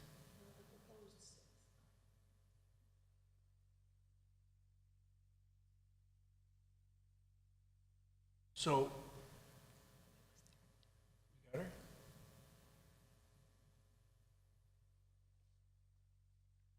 So then the purple road that disappears and doesn't join to the other purple road, does that help you? You know what I'm speaking of then? That totally made sense to me.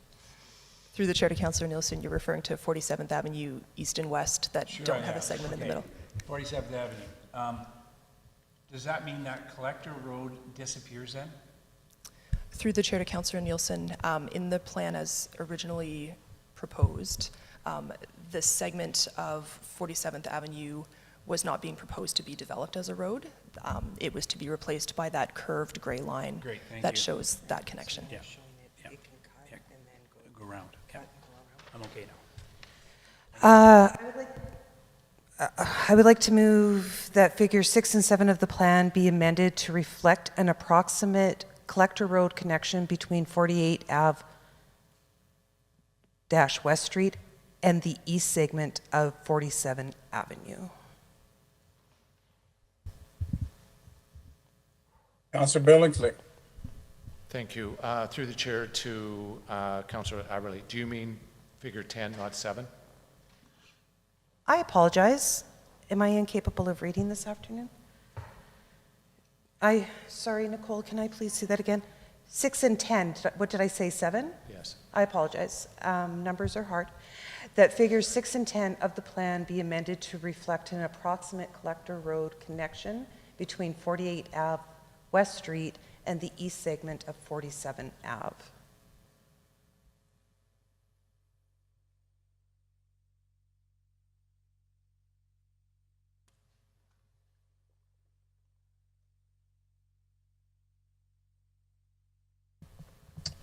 The motion's on the table. All of those in favor to the amendment? Opposed? Carried. Now the motion. The other motion on the table for the second reading. Councillor White. I move that council give third reading to bylaw 2113-26. So we still have to vote on second reading? Mayor Branco, we just voted on the amendment that Karen had Yes. put forward. So my original motion was the council give second reading to bylaw Yes. 2113-26. Thank you. All of those in favor? Opposed? Carried. Councillor White. Thank you, Mayor Branco. Now I would like to move that council give third reading to bylaw 2113-26. All of those in favor?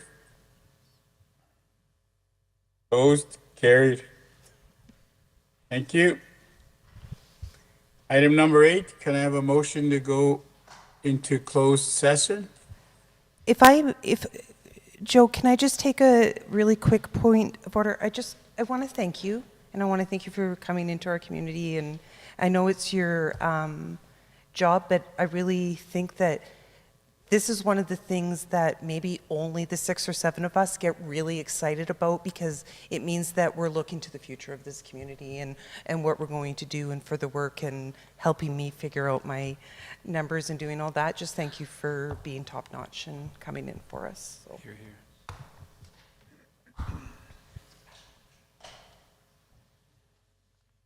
Do we have a motion? We did not have a motion yet. Nope. A motion to move in the camera. So moved, Mr. Chair. Thank you. All those in favor? Carried. Are we taking a break? I'll see you in 10. Because I got to pee, so that's definitely 10 minutes. That's done at the same time. Yeah, no.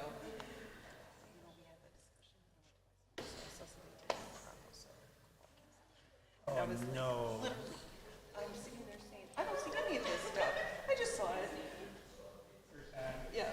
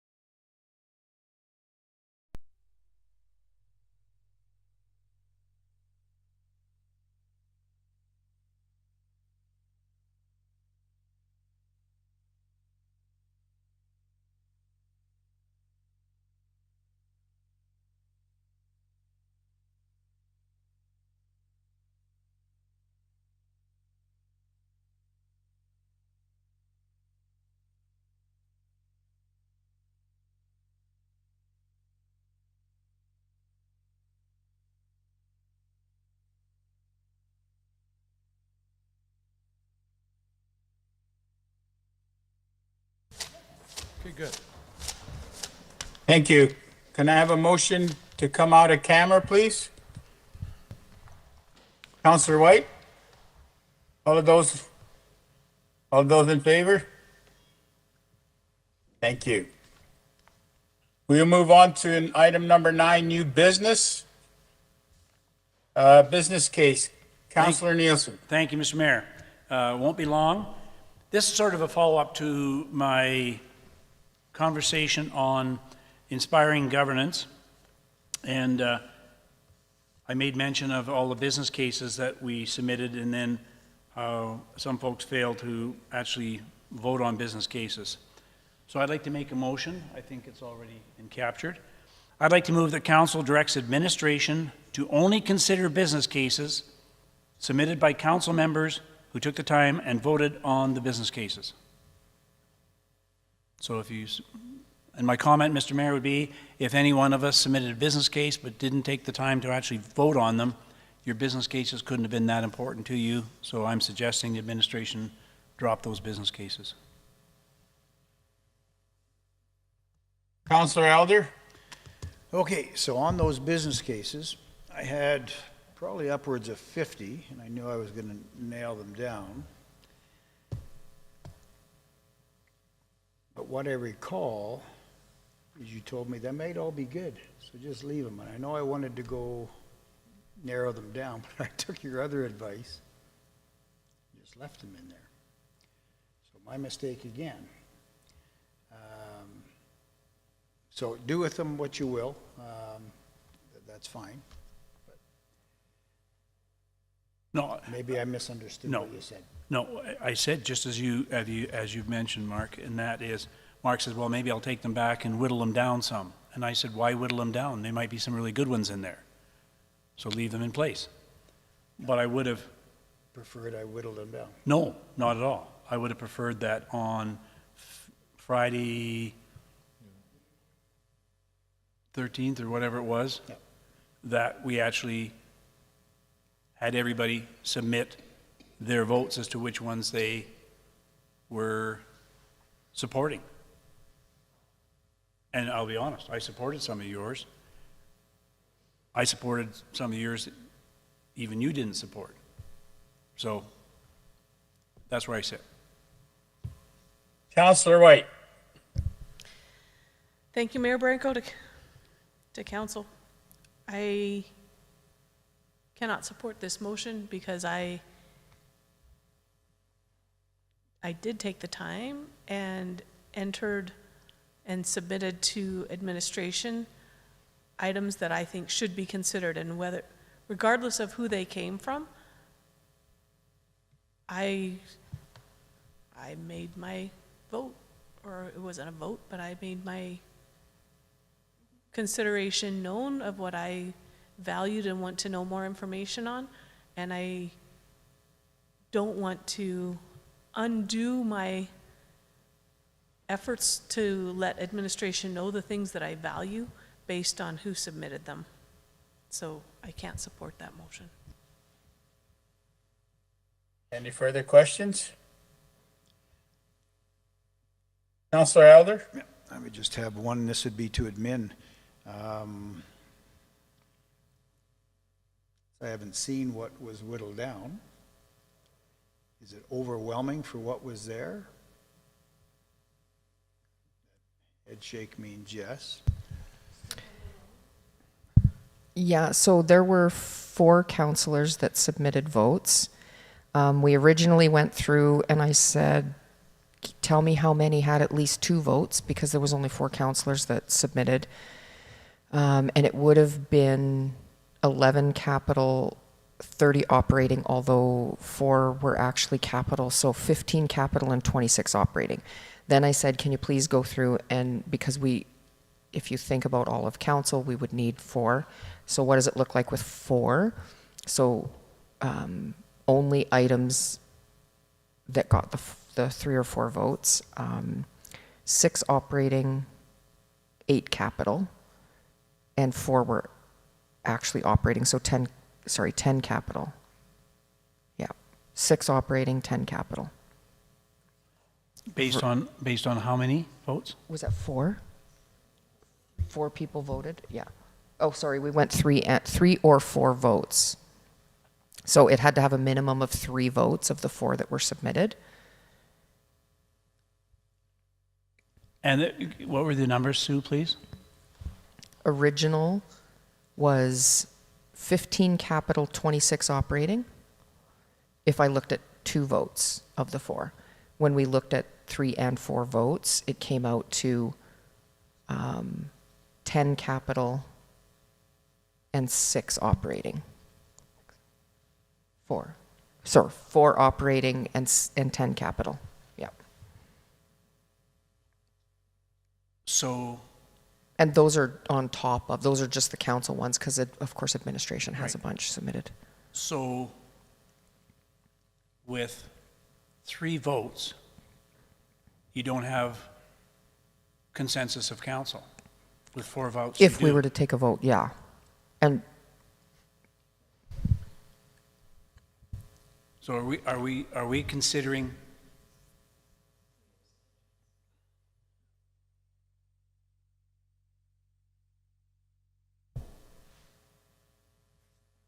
So are we considering 3 votes of a council of 7 sufficient?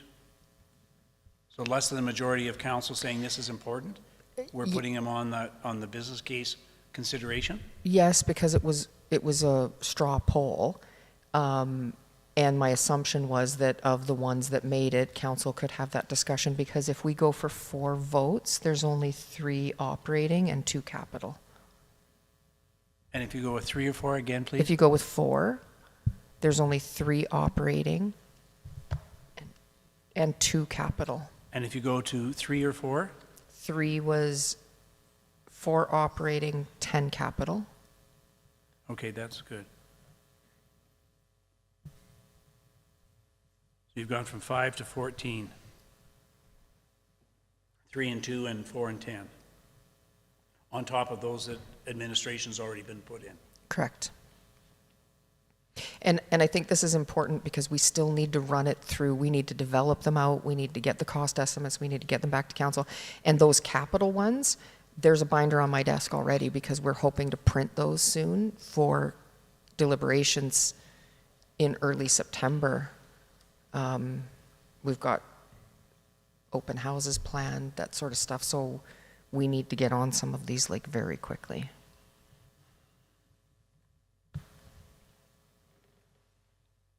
Councillor Billingsley. Thank you. Through the chair to Councillor Nielsen, I understand your frustration. I too am frustrated that we talked about that to have this in by noon on Friday, and for whatever reason, some of us did not submit. But I like what Councillor White's had said, that just because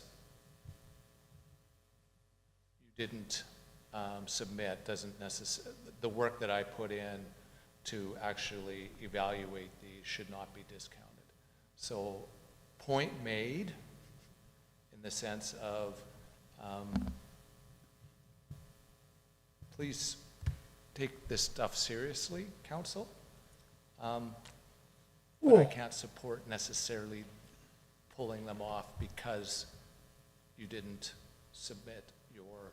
And I buy both of your arguments. And to your point, it was my point. If you can't take the time to add to the conversation about budget, then don't be complaining about budget when it doesn't turn out your way. Correct. We're all in this, or we're either not all in it. So I will withdraw my motion, but I will ask a question of this group. Sue, with 2 or more votes, what are your numbers, please? There are 15 capital and 26 operating. And are we asking administration then, based on the votes, based on 2 or more votes, to pick up 41 more business cases to calculate? And if not, please pick a number.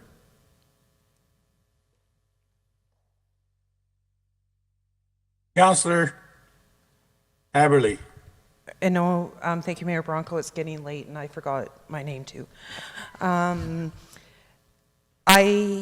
have said this, was not one of those people, so maybe I have no say, but I would like to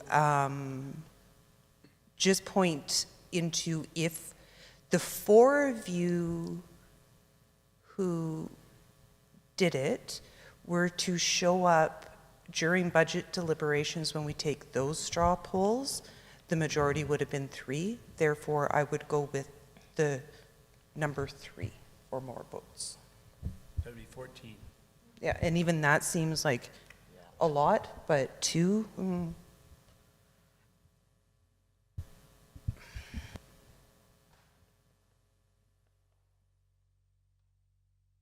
Councillor Elder. Just have a quick question. Sort of all the ones that I submitted, I think I broke down details, prices, quotes, everything, but is it different than the way you do it? Because I thought I did pretty much all the work for you. It is different. I know that you weren't there that day that we discussed capital prioritization and operating. So there's a set criteria that we have to run through. And it answers a bunch of different questions around like how prepared we are. Does it meet council's strategic goals? There's a bunch of different things that we have to run it through. And then a lot of the cost estimates were really vast. And so in the past, council has really pushed us to get really tight budgets with only 10% contingency. And so we would still need to go out and scope all of those. I think part of the problem is that there were things put in as operating, but they were actually capital. And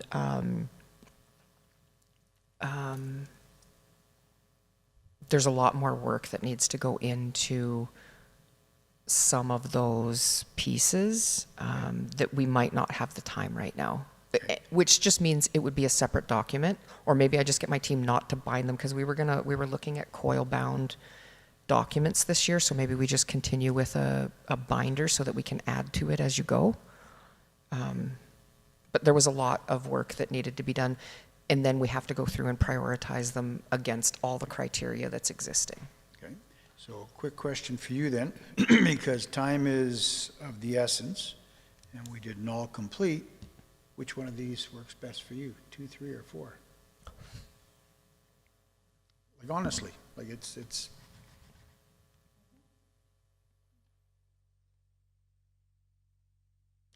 Yeah, to be honest, the 4 is Okay. less is more for us right now, yeah. And 4 was operating, and how much was capital there? There was that was 3 operating and 2 capital. So 2 capital and 3 operating? Okay, so not knowing which ones they are, as far as I'm concerned, I'm good with you, but that's up to everybody else who need to see everybody else's opinion.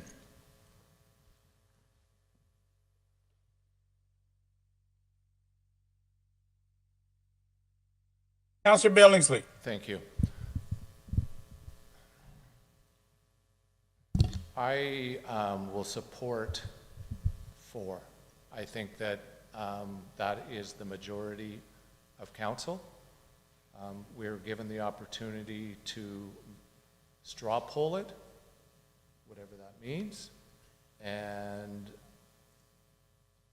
if the answer is 4, send it in. If those 4 people agreed on those, my vote would be to carry forward with the ones that were agreed by all 4 that voted.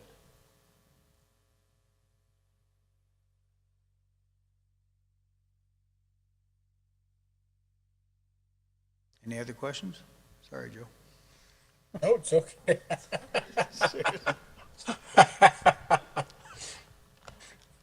So we don't have a motion on the table anymore because you've withdrawn. I withdrawn the motion, and I challenge the room to identify and provide direction as to whether administration works on 41 or 14 or 5. Councillor Billingsley. Thank you. I move that City Council directs administration to move forward on business case identified by unanimous straw vote. That's awful, but the point is made. Councillor White.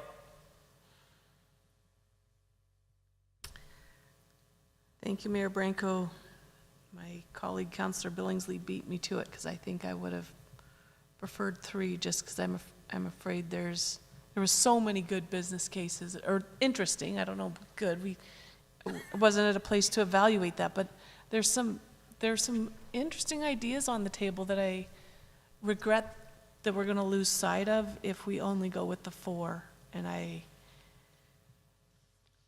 would. Well, you can. I'd you support. can I'd vote support the 14 cases as indicated by 3 votes in those of us who submitted our interest in the business cases.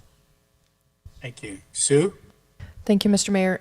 Just to speak to Councillor White's concerns, anything that doesn't make it above the line goes to unfunded, and then council always has an opportunity to pull it forward whenever you want. It gets more complicated the closer we get to approval, that we can't get you more accurate information the longer we wait.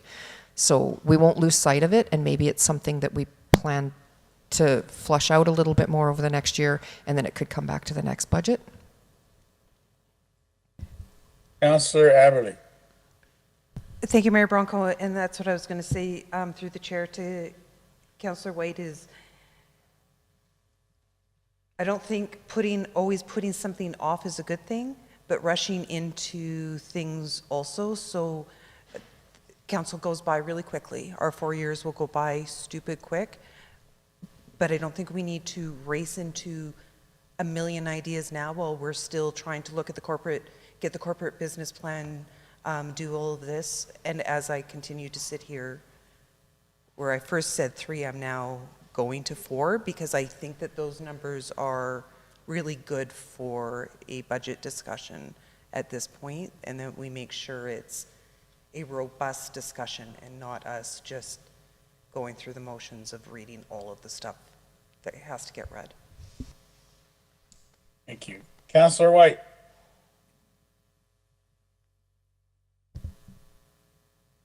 No further comment for now.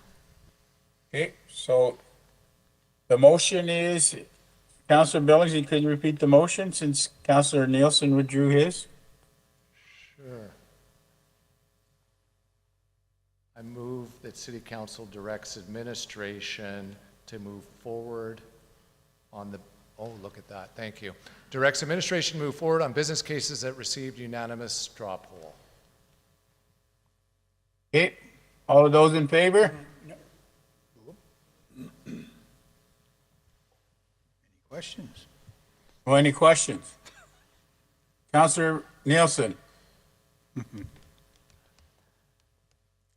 At the risk of being booed out of this room,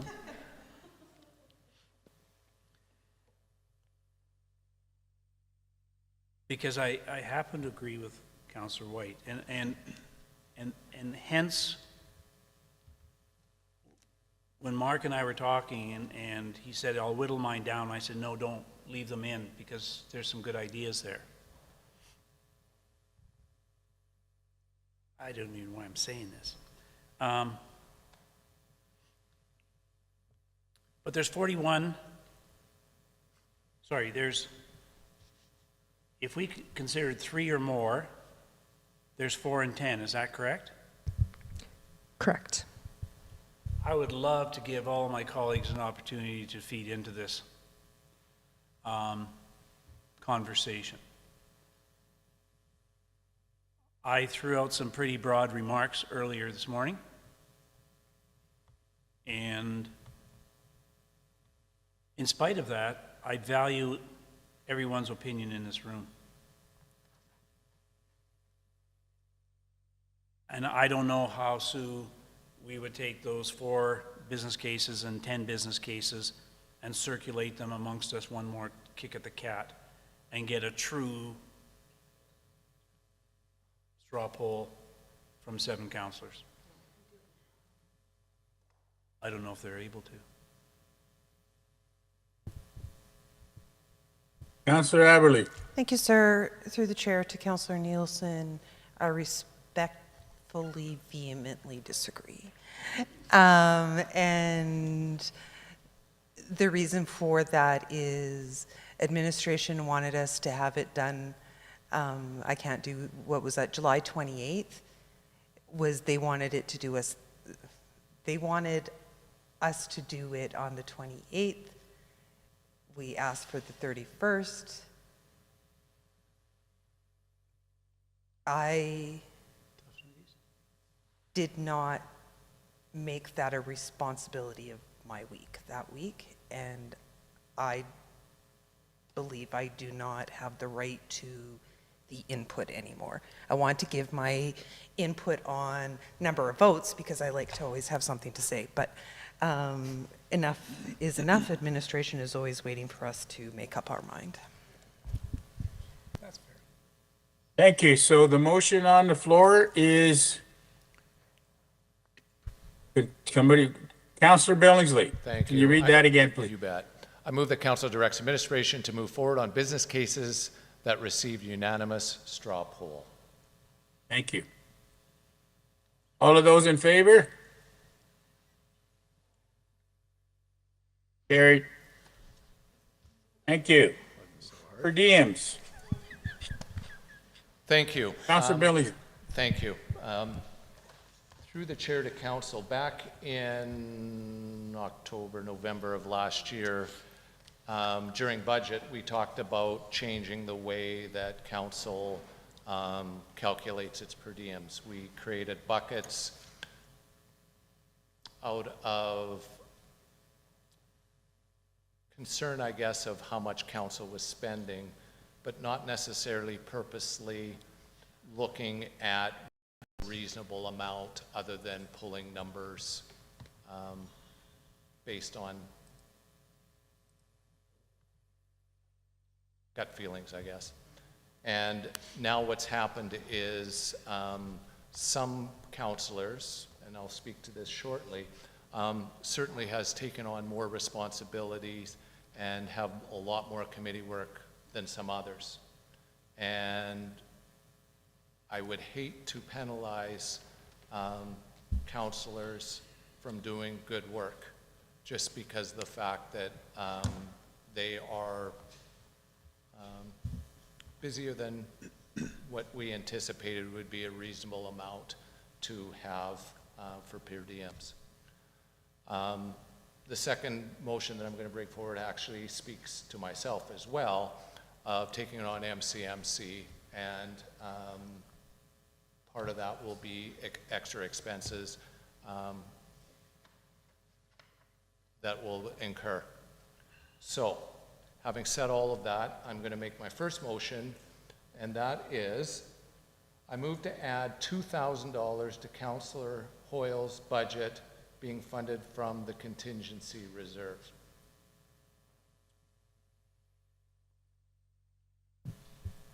And I will briefly speak to that in the sense of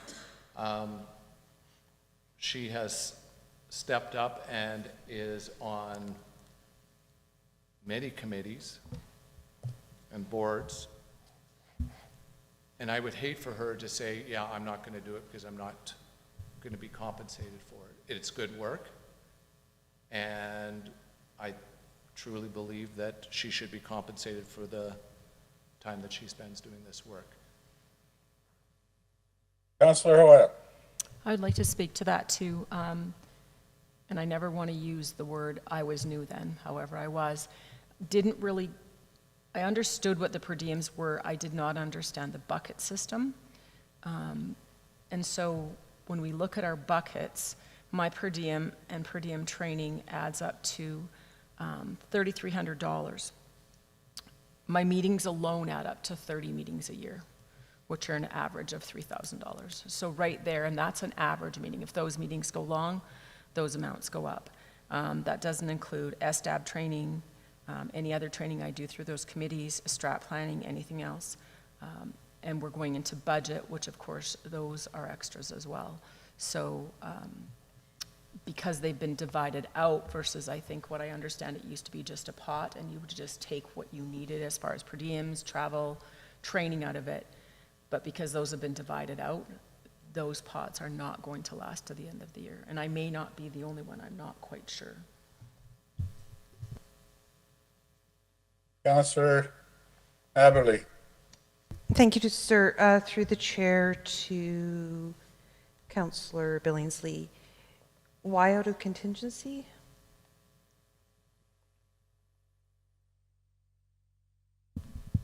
Is that when, and the reason I asked the question, I will be a little more specific, is I am 100% guaranteed to be nowhere near, because I sit on one committee, well, I SDADP training, but I did that last term. So I'm guaranteed to be nowhere near spending all my money, which is a good thing at the end of the year because there's going to be an excess. So does our excess go into contingency? Or are we taking it in and out of the same pot? And I thought about that as well, is we certainly, I mean, council can direct where the money comes from. We could pull it from yours, could pull it from whoever's. But in the end, if it's not spent, guess where it goes? Okay, so thank you. That helps me make right? my And then decision. from there, Thank you. then at the end of the year when budget, we could say, okay, wait a second. Let's take a look at exactly how much we actually need to put into these buckets, or potentially combining the buckets and not having 4 or 5 different buckets come budget time.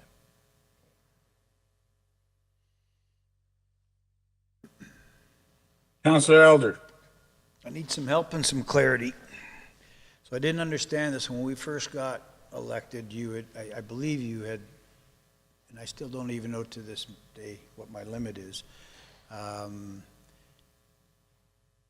Did you reduce it from 3,000 to 1,500 when we first started? Sorry, could you repeat that? Sure. Per diems, was the mic, it's on. I have to talk louder. I'm trying to understand the per diem, because I don't really understand it. I got to be honest with you. I sit on a few boards. So the last council, were you allotted up to $3,000 for per diems per year? To be honest with you, I have no idea what that I don't know why that number sticks there, but whatever that number was for, I think we voted on reducing it to 1,500. Is that correct? I think it's 1,800. Okay, and again, I don't know the number. I truly don't. So I'm going to the meetings, and I haven't been claiming the per diem, so you'll have extras there as well. I just would like clarity on how it all works, if you don't mind, because I really don't understand. It is in the policy as to Yeah, and I haven't where they looked at fit. it, so. But it also, council has the ability at any time to request money. Can I have Right. 100 grand? You- No, just kidding. At any point, right? Just teasing. I mean, that is something that we can do. And that was even brought up when we talked about this at budget. Yep, just enlighten me, because I'm forgetting, right? Lots going on, so I'm just looking for clarity. I can go look it up. Can I kick it Councillor this? Nielsen. Sure. So before, we had one big pot, and every councillor dipped into the one big pot to get professional development and for their committee work. And there was no limits. If 6 other councillors didn't use the money, I could use mine and all theirs. And we said at the budget, we need to be able to put some limits on how much. And we tried working with administration and sort out how much money should we set aside for professional development and how much we should set aside for our committee work and responsibilities in that way. And so, as Dean said earlier, we sort of licked the finger and put it in the wind and said, well, let's put this much money in the professional development fund and this much money into our per diems and committee work. And so it was our best guess. but we also were assuming that committee work would be distributed pretty evenly, and in some cases, that has not been the case. So some councillors, by virtue of the number of committees they're on, are burning through their per diem money at a rate that halfway through the year, they're out of it. So then the question becomes, do they stop going to the meetings? Or did we make a mistake when we licked our finger and put it in the wind to put money into those two pots? And I think where we're at now is Wendy is in a position where, because you're on 3 committees, and you and I, Mark, are on committees, and one of the committees, we get paid not through our per diem system, we actually get paid by Bethany Group. And so we're not drawing down our per diem money as quickly as, say, Wendy is. So I think what Dean is saying is that we're gonna have to re-examine this at budget time, but until we get to budget time, how do we address the fact that some of us are going to have our per diems spent where other people who don't have as many committees simply aren't spending their dollars? Councillor Hoyle.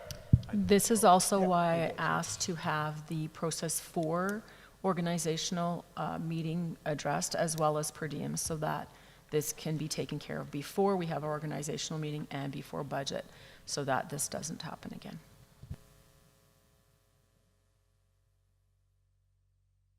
Councillor White. Thank you, Mayor Branco. Through the chair to council, I don't know if I can support this because I'm not confident that I understand that we don't have this money already budgeted and allocated. It just, we've made through our, I believe it's a policy for our council remuneration, we've set some limits. But as far as what was budgeted, we maybe are still within the amount allocated to the budget. And so instead of approving money to come from reserves for this, I would be more ready to support some way to contravene our policy to allow councillors to claim beyond the amounts set out that we amended back in October, November. Sorry, that isn't real clear. Councillor Billingsley. Thank you. Through the chair to Councillor White, I'm okay with that. And I'm wondering then if an amendment needs to happen to have administration. No amendment to my motion, because my motion states to come up from contingency reserve. Potentially could, I mean, yes, could, but then who decide? No, I know you have money left over, right? She wants to give you her money. Sue's got some suggestions. But where I'm going with this is I do know that administration has the ability to be able to move money around within. Yes, so.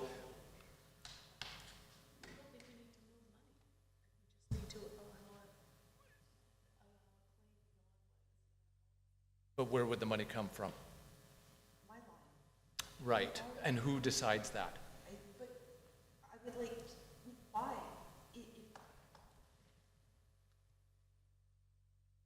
Councillor Aberley. Thank you, sir. Through the chair to council, I know this isn't my money in the sense that that is my money, but it is my money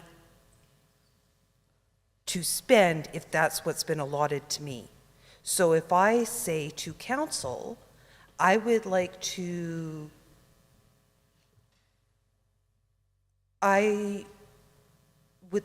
do a friendly amendment to Councillor Billingsley's amendment that says not to come out of contingency, but to have it transferred from Councillor Aberley's line to Councillor Hoyle's line, the money has not changed within a year.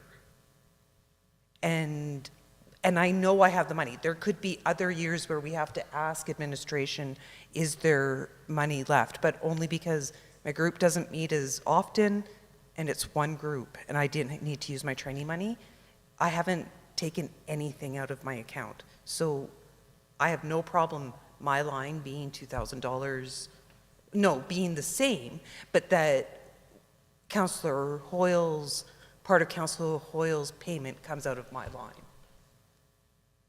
If I may, No. Administration hates that. so if I may, that's totally contradictory to what we're supposed to be doing. We get paid for showing up and doing that. You don't show up, you don't get paid. That was, I'm sorry, that is for training for you. Then that comes to the point that if some of us don't go into courses, we can just give our money to one of our buddies.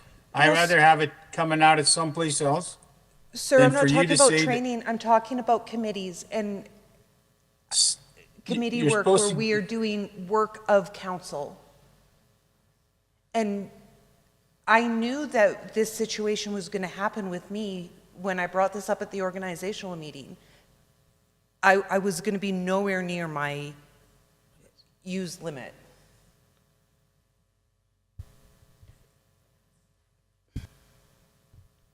Sue, go ahead. Thank you, Mr. Mayor. Two things. Just for proper accounting, we would do a transfer, a GL transfer internally, rather than just letting her charge to your GL. But the second part of that is this year we should be better because you're going to have your organizational meeting before you approve your budget. And so we'll know who sits on what committees and we'll be able to tailor your budget to your committee work. Whereas in the election year, we had no idea who was going to be on what. And so the budget was just the same across the board. Where if we know ahead of time, we can quickly make those adjustments in your budgets and it'll reflect the committee work that you're planned to sit on for the following year. So if you only have one, your budget is going to be less than someone who has 3 or 4. But we didn't have that luxury at the election year. Councillor Billingsley. Thank you. Through the chair to administration, then need a little help from the funding model. Then what would be the best way to describe that you reallocate? You could keep the motion the same and then just instead of funding it from contingency, it would be a GL transfer from Councillor Aberley to Councillor Hoyle. I wonder if we don't specifically don't say counts because of the fact that maybe there isn't enough in her bucket. And I'm not saying that there, right? Just reallocate. And then you can decide of where it needs to be. Yeah, you could. And it may be 2 or 3 transactions. Councillor Hoyle, Councillor Aberley, then Councillor White. I do want to say that just for numbers, so that the public knows, our per diems for the year are $1,800. So as I said, for 30 meetings, the $1,800 is depleted fairly quickly, and that doesn't include strat planning, budget, whatever. There may be other councillors that are going to be in the same position as me, or they may very well be now, if they haven't seen the same paperwork as I have. Councillor Aberley. Thank you, sir. Through the chair to the mayor. Mayor Bronco, do you understand, and that may have come out wrong. I agree completely with your last comment, that if I am in training and I have money for my training, that is the money for my training, and if I don't use it, it goes back into contingency. So I agreed with that, but that how this is different, I just wanted to make sure that you and I are both talking about the same thing, that this is for committee work committee work that has already been done because some councillors are on committees that have a larger time commitment. So it's not really me giving away money I didn't use, it's me giving away money, not giving away, it's not even me, it is there's a big pool from which we all attend committees and our work. And that needs to reflect, as Sue said, what our actual appointments are in a given year, rather than, because I was given too much money that I was never going to be able to use. And I agree with you 100%. And I rather see that we have, let's say we have $20,000 for a pool for council, training, education, all committees, and we draw from that. Those who go get it from that department. And then if we all got to come out, and if we run out, then we got to come back and do this.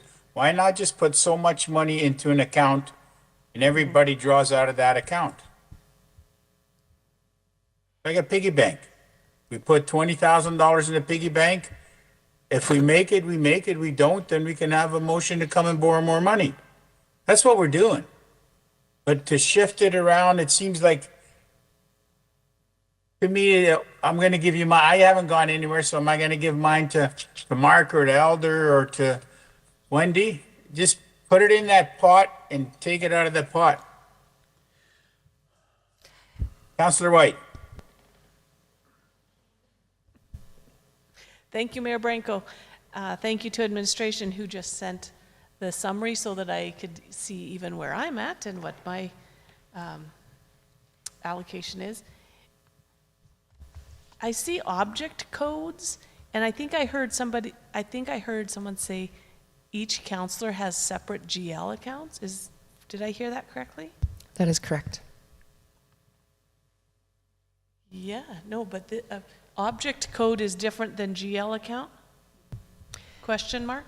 Yes. There's a whole pile of numbers that aren't shown on there. Yeah. So object code is just the last part of what the actual GL is. Each one of you has Can I ask the object 6 numbers code? ahead. The object code that is 51550 per diems, is that whatever all the numbers are in front of it, is that only related to council per diems? Yes, because you're the only ones that get per diems, but something like training or travel, that's the same code through the entire organization. Well, okay, but training has a different code. Right. Travel has a different code. But those aren't just specific to council, those are for the whole organization. So my So that code, the per diem code is not specific to council? it is only specific to council. Nobody else gets per diems. So whatever is that, was there a budgeted amount that's related to that 51550 object code? Yes, for each counselor.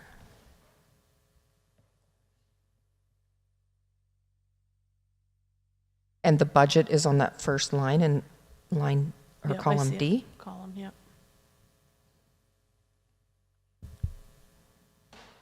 While we're asking Okay, I for- still don't think I can support this based on what I've seen written and what I've seen allocated, although I support the concept that counselors should be able to claim for the work that they do.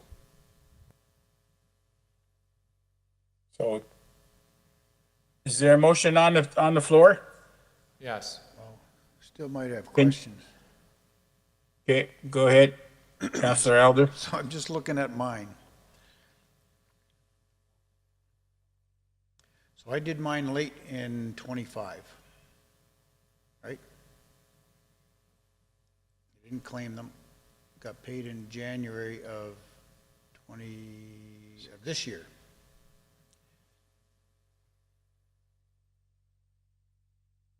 That shows me that I owe money. Where I look at it and say, well, maybe it's my mistake for not claiming on time, first of all, not understanding it, so that's my fault. But this looks like more of an admin problem, putting last year's work when we started into this year's, but that falls on me because I filed it late. And you were nice enough to pay it, so fair enough, thank you. So how does that work? To this motion, No. that's what we're dealing with. Okay, let's deal with that motion, then we'll deal with mine again. So can we change that? Can we change that? Oh, Can you please bring that back? Thank you. Funded,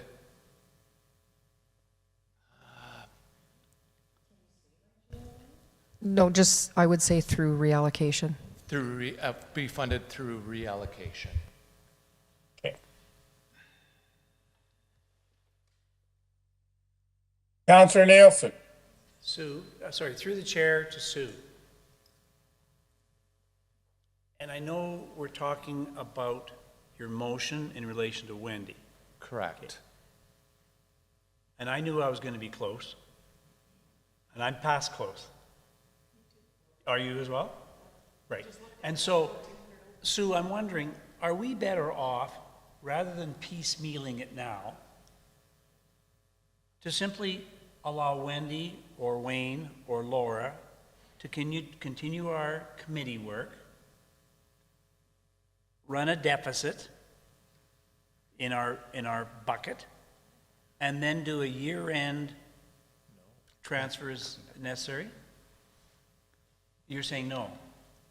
Because in the policy, it states, and this is where, then I'll go back to Councillor Elder, where we said you are responsible. So it's critical that we allocate dollars to this so that Wendy either gets paid. Well, but that we could do too. What was the other one? But that I think is a greater. Any further questions? Yeah. Oh, yeah. There's lots going on, yes. Because I think the deeper we're going in there, the more confusion we're getting. We I are- like the first one, the GIL or whatever. So what is the motion? Dean, can you please read your motion? Certainly.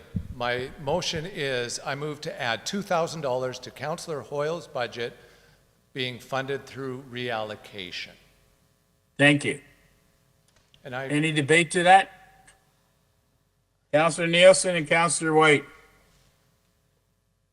Well, given what we're looking at, my friendly amendment would be to add $3,000 to Councillor White's and $3,000 to Councillor Nielsen's. Because we're all over in our committee work. So we're now talking $9,000. you believe you're going to be spending more than $3,000 between now and December 31st? I believe I'm going to spend the same rate that Councillor Hoyle is spending. Councillor White.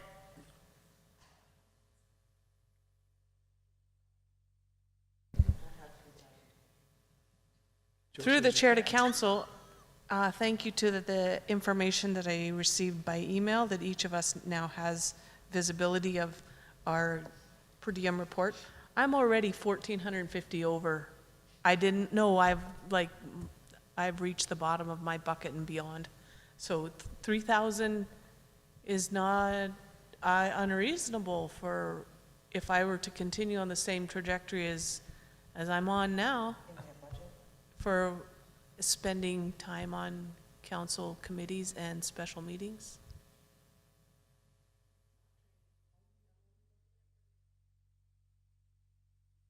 Is there a friendly amendment to 2,000 to 3,000? No, I don't think he's accepting my friendly amendment, Mr. Mayor. He's only So worried why about, not? he's only worried about Councillor Hoyle right now. So let's just give $2,000 to you, to Councillor White and Councillor Hoyle. Nope. Otherwise, we'll be here all night. Well, we haven't included Councillor Elder. Maybe we should get it from him. Sure, let me get my checkbook. I hope not. Councillor Aberley. I want $3,000 now too, please. And I apologize, and we're all getting punchy, but this is good. This is where we're getting along. I think to sort of support Councillor Nielsen's Councillor Nielsen, is that instead of at this point naming individual counselors, because we're going to have to do this vote 3 times, are we being more efficient to say we raise this number to da-da-da for this year to be taken out of contingency? That I can support. Councillor White. I'd like to build on the friendly amendment that Councillor Aberley has started to suggest. I'd like to, would you consider, Councillor Billingsley, amending this to add 5,000? No. I withdraw. I think it needs to be a policy change, and I would be willing to make that motion at a future date. This is too messy for me to support. Mm-hmm. Councillor Aberley. Thank you, sir. Through the chair to Councillor White, I appreciate exactly. I agree. There needs to be a policy change.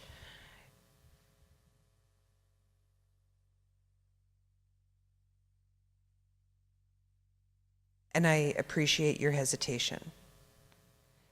Now to administration. If we wait to put money into any of these people's accounts, because we're changing our policy, which is going to be changed in 6 weeks, or not 6 weeks, but which we're going to revisit in 6 weeks. Not anyway. We will be looking at this policy during the organizational meeting that happens in 6 to 8 weeks, because 8 weeks. My concern right now is, will my fellow counselors be going to meetings and having it show that they now owe money because we've overpaid them for their duties? So I appreciate that we need a policy. I also appreciate that I think the money needs to be there now. Councillor Hoyle. Councillor Aberley, or through the chair to Councillor Aberley, you are correct, because by our policy, which we brought up, if we go over, we have to pay it back. That's why I was trying to be proactive in saying that I don't want to go there, because then that's a whole other ballgame. We can ask for it back, we could come and ask for it back, and council may give us grace, but I would just like to get ahead of this. I know I have asked to have it put on, I think, I'm not quite sure which meeting, is it September 8th, going forward, to have a further discussion, but as Councillor White said, she is already over, and I believe I probably am by this point either, once we've got our newest amounts posted. And Councillor Nielsen, have you checked yours? I'm $50 over right now. He's over right now as well. I'll leave a $50 bill at the door. So according to our own policy, we must pay this back already now. Or you don't get paid for Or we don't future get paid meetings. going, well, and paying it back because we already are over. So, Dean. So what's involved in changing policy? Is it fairly quick and easy to do and just change the numbers so it meets, because you kind of know what you're doing monthly? You asking what does it change to change the policy? Correct. Well, I would highly recommend studying it and actually doing some research. I don't want to just change it this afternoon. No, I'm not asking that. He's looking at process. I'm looking at what's involved. Laura has suggested it. It should be policy. I'm just asking what's involved. I don't know. Some of you guys have been here 3 terms. I've been here 6 months. I don't know. To administration, how can we pay these people What they've earned. what they've earned or what they're gonna pay? I know we can do it.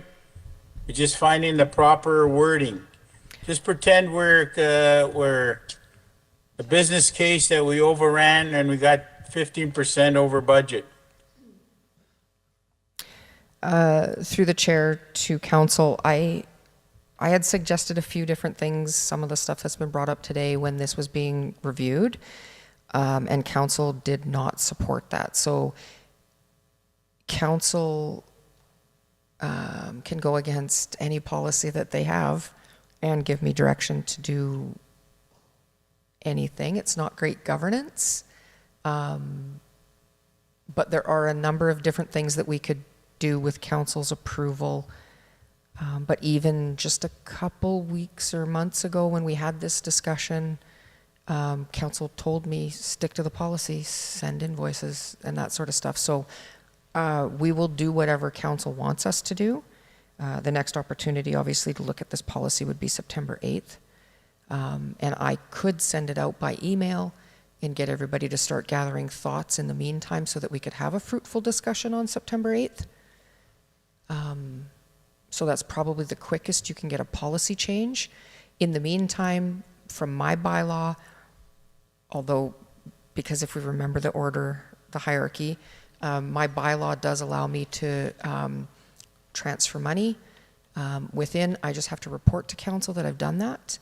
And so there are ways that we could make this work in the meantime or until council makes a change. The risk is going to be that we make a change that you don't support in policy and then we've now gone outside of everything you were thinking of.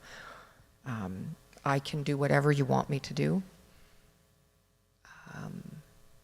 But as far as policy goes, September 8th is your next opportunity. So is there any way we can pass a policy here, as Councillor Billings has said, not our $3,000, you said $2,000 to Councillor Hoyle. Is there any way for the other councillors to get some money out of a different, or we wait? Then if we go to September the 8th, then we have to change policy and that's to be all written down, so it'll be longer. Because we have to look at it, then vote on it. Councillor Nielsen. Thank you, Mayor Bronco. I'm going to be facetious here a little bit, Sue, but with intention. I'm over $50. When do I pay you? No, like I say, I'm going to be facetious here.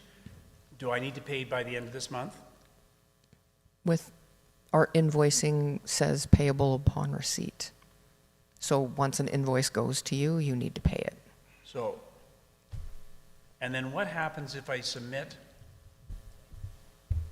a committee expense report when you know I'm already over on my committee work?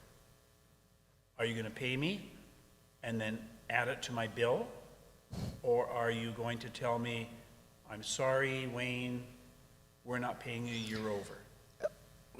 Because this is new, we haven't obviously gotten ahead of this properly. I think moving forward, to make sure we don't run into these problems, it would be we're not paying this until you get a motion of council. Okay. And if there's anybody in the world still listening to this conversation, I want to point out again that we went into this kind of blind in terms of simply taking the dollars that we were spending, allocated sort of equally across the board, not knowing how many committees people were going to be sitting on. So we find ourselves here because of that disparity. It's not that we are necessarily spending more money than we spent previously. It's just that we put them in buckets and tried to keep them there. And we found out that the bucket system as we put into place isn't working. It doesn't mean that it won't once we clean some of this up. Yeah. So it's not like we're spending more of the city's taxpayers' dollars here. So I guess for Councillor White and Councillor Nielsen and Councillor Hoyle, we are going to our next meetings knowing we will not be compensated. And Councillor Nielsen and Councillor White will both be receiving bills from the city. And yourself as well. Councillor Hoyle owes money too. We just want to go on record, making sure everybody knows how much money we owe. And again, I'm being facetious, but it seems, I don't expect anybody to do committee work and not be compensated for their committee work as per policy. I better not say as per policy, but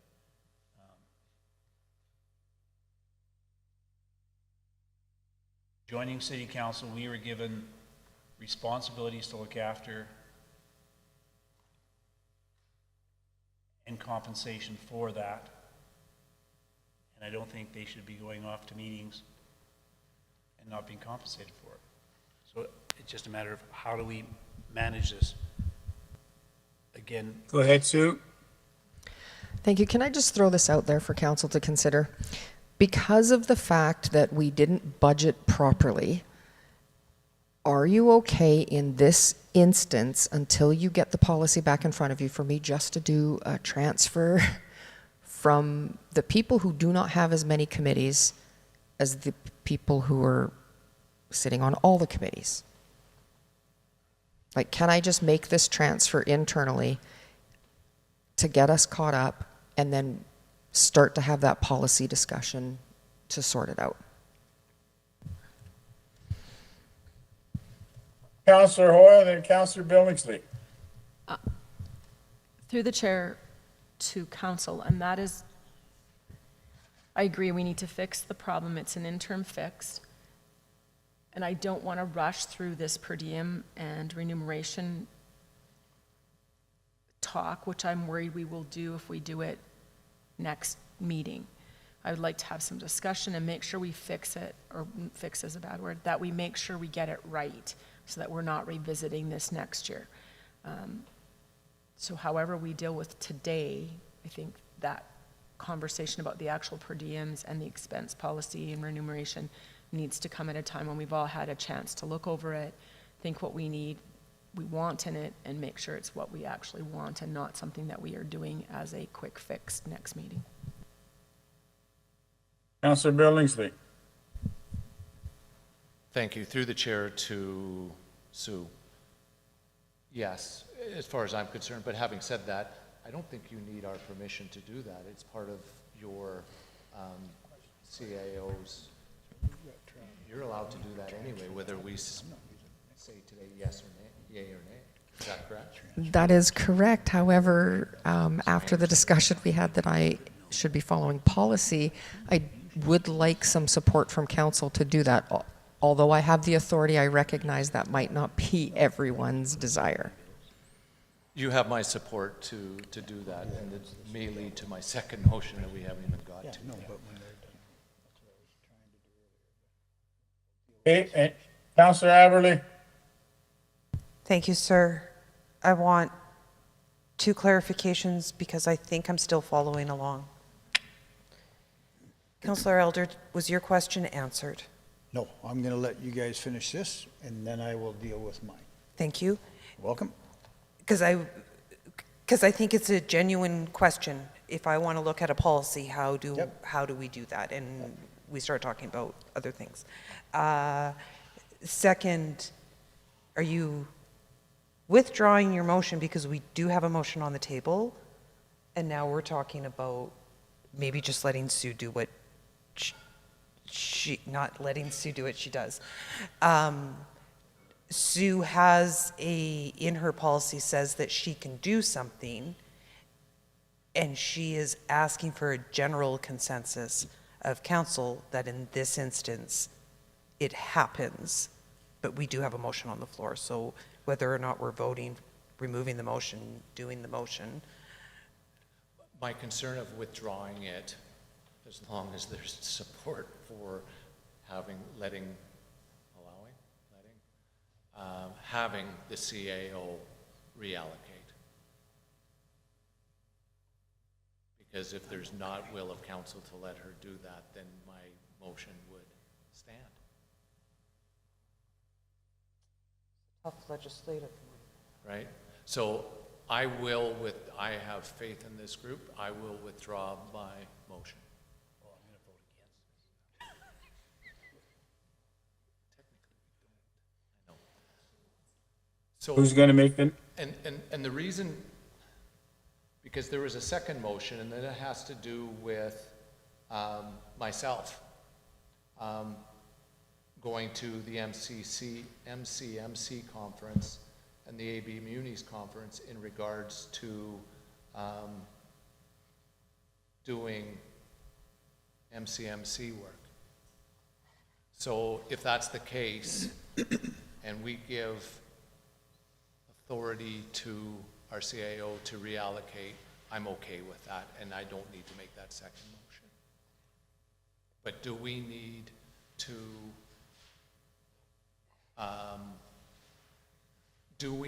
to authorize, give direction? Councillor Aberley. Thank you, sir. I would like to make a motion that we direct administration, or would I direct you directly? Oh my gosh. Administration to allocate money to councils per diems as noted in her City manager bylaw? city manager bylaw. Go ahead. Councillor. Sorry.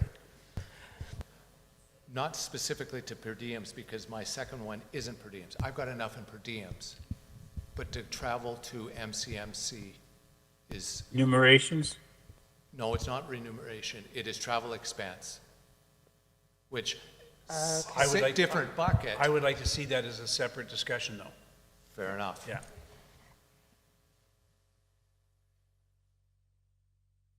Then I stay with per diems. Yeah. Any debate? All of those in favor? I'm in favor. Carried. No, Next. no, I need to see. Okay, hold on a second, Joe, just 1 second. Sorry, could that motion please be repeated so I could see it? I was not prepared to vote on that. I was trying to raise my hand to ask. What exactly are we voting on? I don't know. Oh, geez. I apologize. I don't know why you didn't understand that, Councillor White, because I was very clear and succinct. I move to direct administration to reallocate money to council per diems as noted in the city manager's bylaw. Any debate?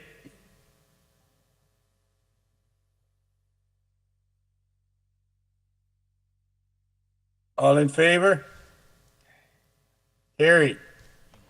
Okay, so now, sorry, Joe. Go ahead, Councillor Okay. Elder. So I'm going to go back to mine. Now, this is where I messed up, so I take full accountability here. I don't know how to fix it, so I'm going to ask.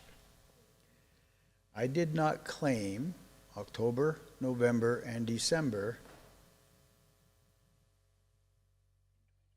in 2025 until January 26th. So that's on me. Administration was nice enough to pay it. But it ends up in 2026. Now it puts me over owing $2,000. So how do we deal with this one now? I'd like to, I guess, make a motion. To somehow correct this. I don't know how to make the motion. I look at it like it's an administration error in the years, but it's a Mark Elder error in paperwork. So, how would this motion go here? Uh-oh, got hands. Councillor Billingsley. So I move that council directs administration to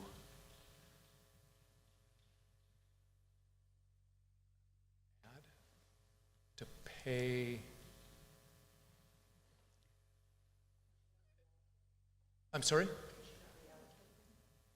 No, because this actually would have to come out of contingency, because this is out of 2025 dollars, not 2026. So in other words, I move that council directs administration to take from contingency to pay Councillor Elder's overage from 2025. Because, and I'd like to speak to that. And Go I think ahead. it's important, and we've had this discussion before, that you were new and didn't know exactly how it worked, because you did do the work, right? I mean, it's not like we're saying you didn't do the work, so you don't deserve to get paid. That's not it at all. It was late filing, I guess, right? And nobody here is saying that you didn't do the work. So I think it's important that that bill is wiped clean from 2025. Because that monies that were allocated in 2025 would have gone into contingency anyway, because the money wasn't spent in 2025. Councillor Nielsen. Thank you. So to that point, I totally agree. The work's been done. The paperwork was missing at the time. It got entered into the next available year. Sue, how do you make that kind of a correction? Exactly.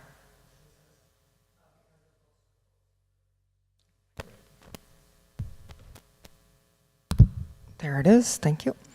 Because the books were closed, we couldn't actually pull it from 2025, so using the contingency is exactly the right way to do that.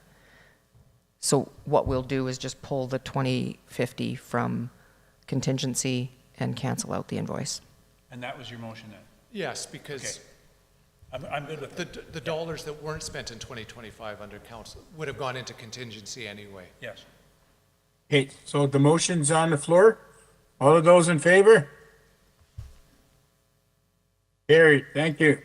Councillor Billings, you have another motion. Yeah, so this isn't per diems because I believe I have enough per diems. Thank you.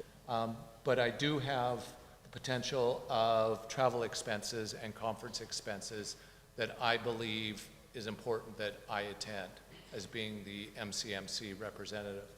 My quick calculation is about $3,500. I might be on the high side on that because I do have dollars available still in my own personal buckets. So I am asking for reallocation up to $3,500, which I don't believe will be necessary. And it's not per diems, it's travel expenses and or training, you might say. Councillor Elder. So now I have another question for you. If I don't use a nickel of my travel expenses, does that go back into contingency? Yes. So that should be no problem covering whatever. Because I won't spend a nickel of this. So, and yes, and so then what would Right. happen then is that however the CAO decides would reallocate dollars. Okay. Councillor Nielsen. And I'm on the same page, I think, but through the chair to Sue, we've allocated money somewhere in our council budget for MCMC travel. Yes? No? It's on the mayor's. It's on the mayor's per diem, I believe. Well, when the policy changed, there was nothing specific. So when we go into Questica, in my budget, you'll see X number for this, X number for that. When council changed their policy, we just put in blank amounts. We didn't actually say FCM, AB Munis, any of that. So is there money to be reallocated for this? Sure, like the mayor probably would have gone to that. So in your allocation, a reallocation then, as Joe just said, that was in his budget line, because he's not attending, it would make sense that that's a committee that he's not going to attend, so the money that would have gone to him to do that would be the transfer place. Not necessarily, because the way that you changed the policy, you said councillors do not need to come back to council to get permission to attend things. You can attend whatever you want. If the mayor decides he wants to spend his $1,000 on something else, that's up to him. What I was planning to do with this particular reallocation was to look at that object code across the organization and say, I have extra money in these ones, I'm going to transfer it into here, because it doesn't matter whether it comes from a council budget or an admin budget. At the end of the year, whatever is not spent goes into contingency. And I do know for a fact your budgets are very tight, and the mayor may turn around and say, no, I don't want to go anywhere. Well, great, that $1,000 goes back into contingency. But yours are so tight that in this instance, I would likely scan the whole organization and say, some of these departments are behind and they're likely not going to spend this, and I'm going to reallocate it from there. I just don't want you to go over again and then have this problem because you've allowed each of you individually to decide what you spend your money on. So, Dean, can you read your motion? For $3,500? No, there is no motion as per se, other than directing. I move that council directs administration to reallocate funds for training and travel as needed, as per needed. As needed.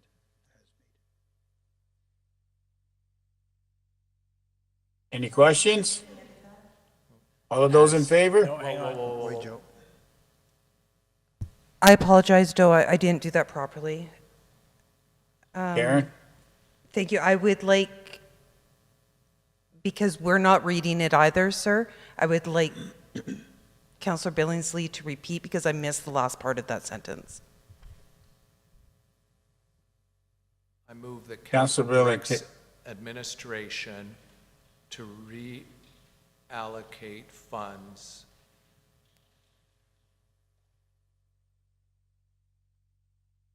as needed for training and travel. As needed. Is that for all council budgets or just all of them? Okay. Yep. Does that satisfy?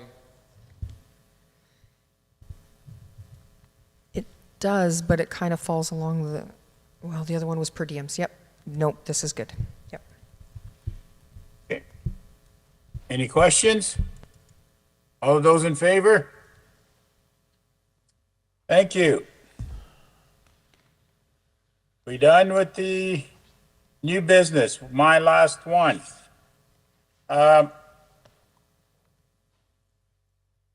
would like to know some information how, if we heard anything on the garbage bins at Starbucks or for administration, can update us on that issue? If there's any, Yeah, through the Go chair ahead. to council. We have received the plans for the enclosure.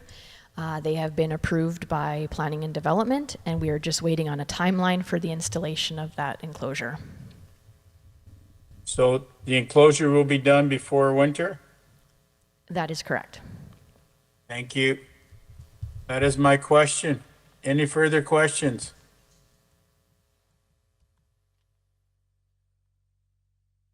Yeah, I'm good.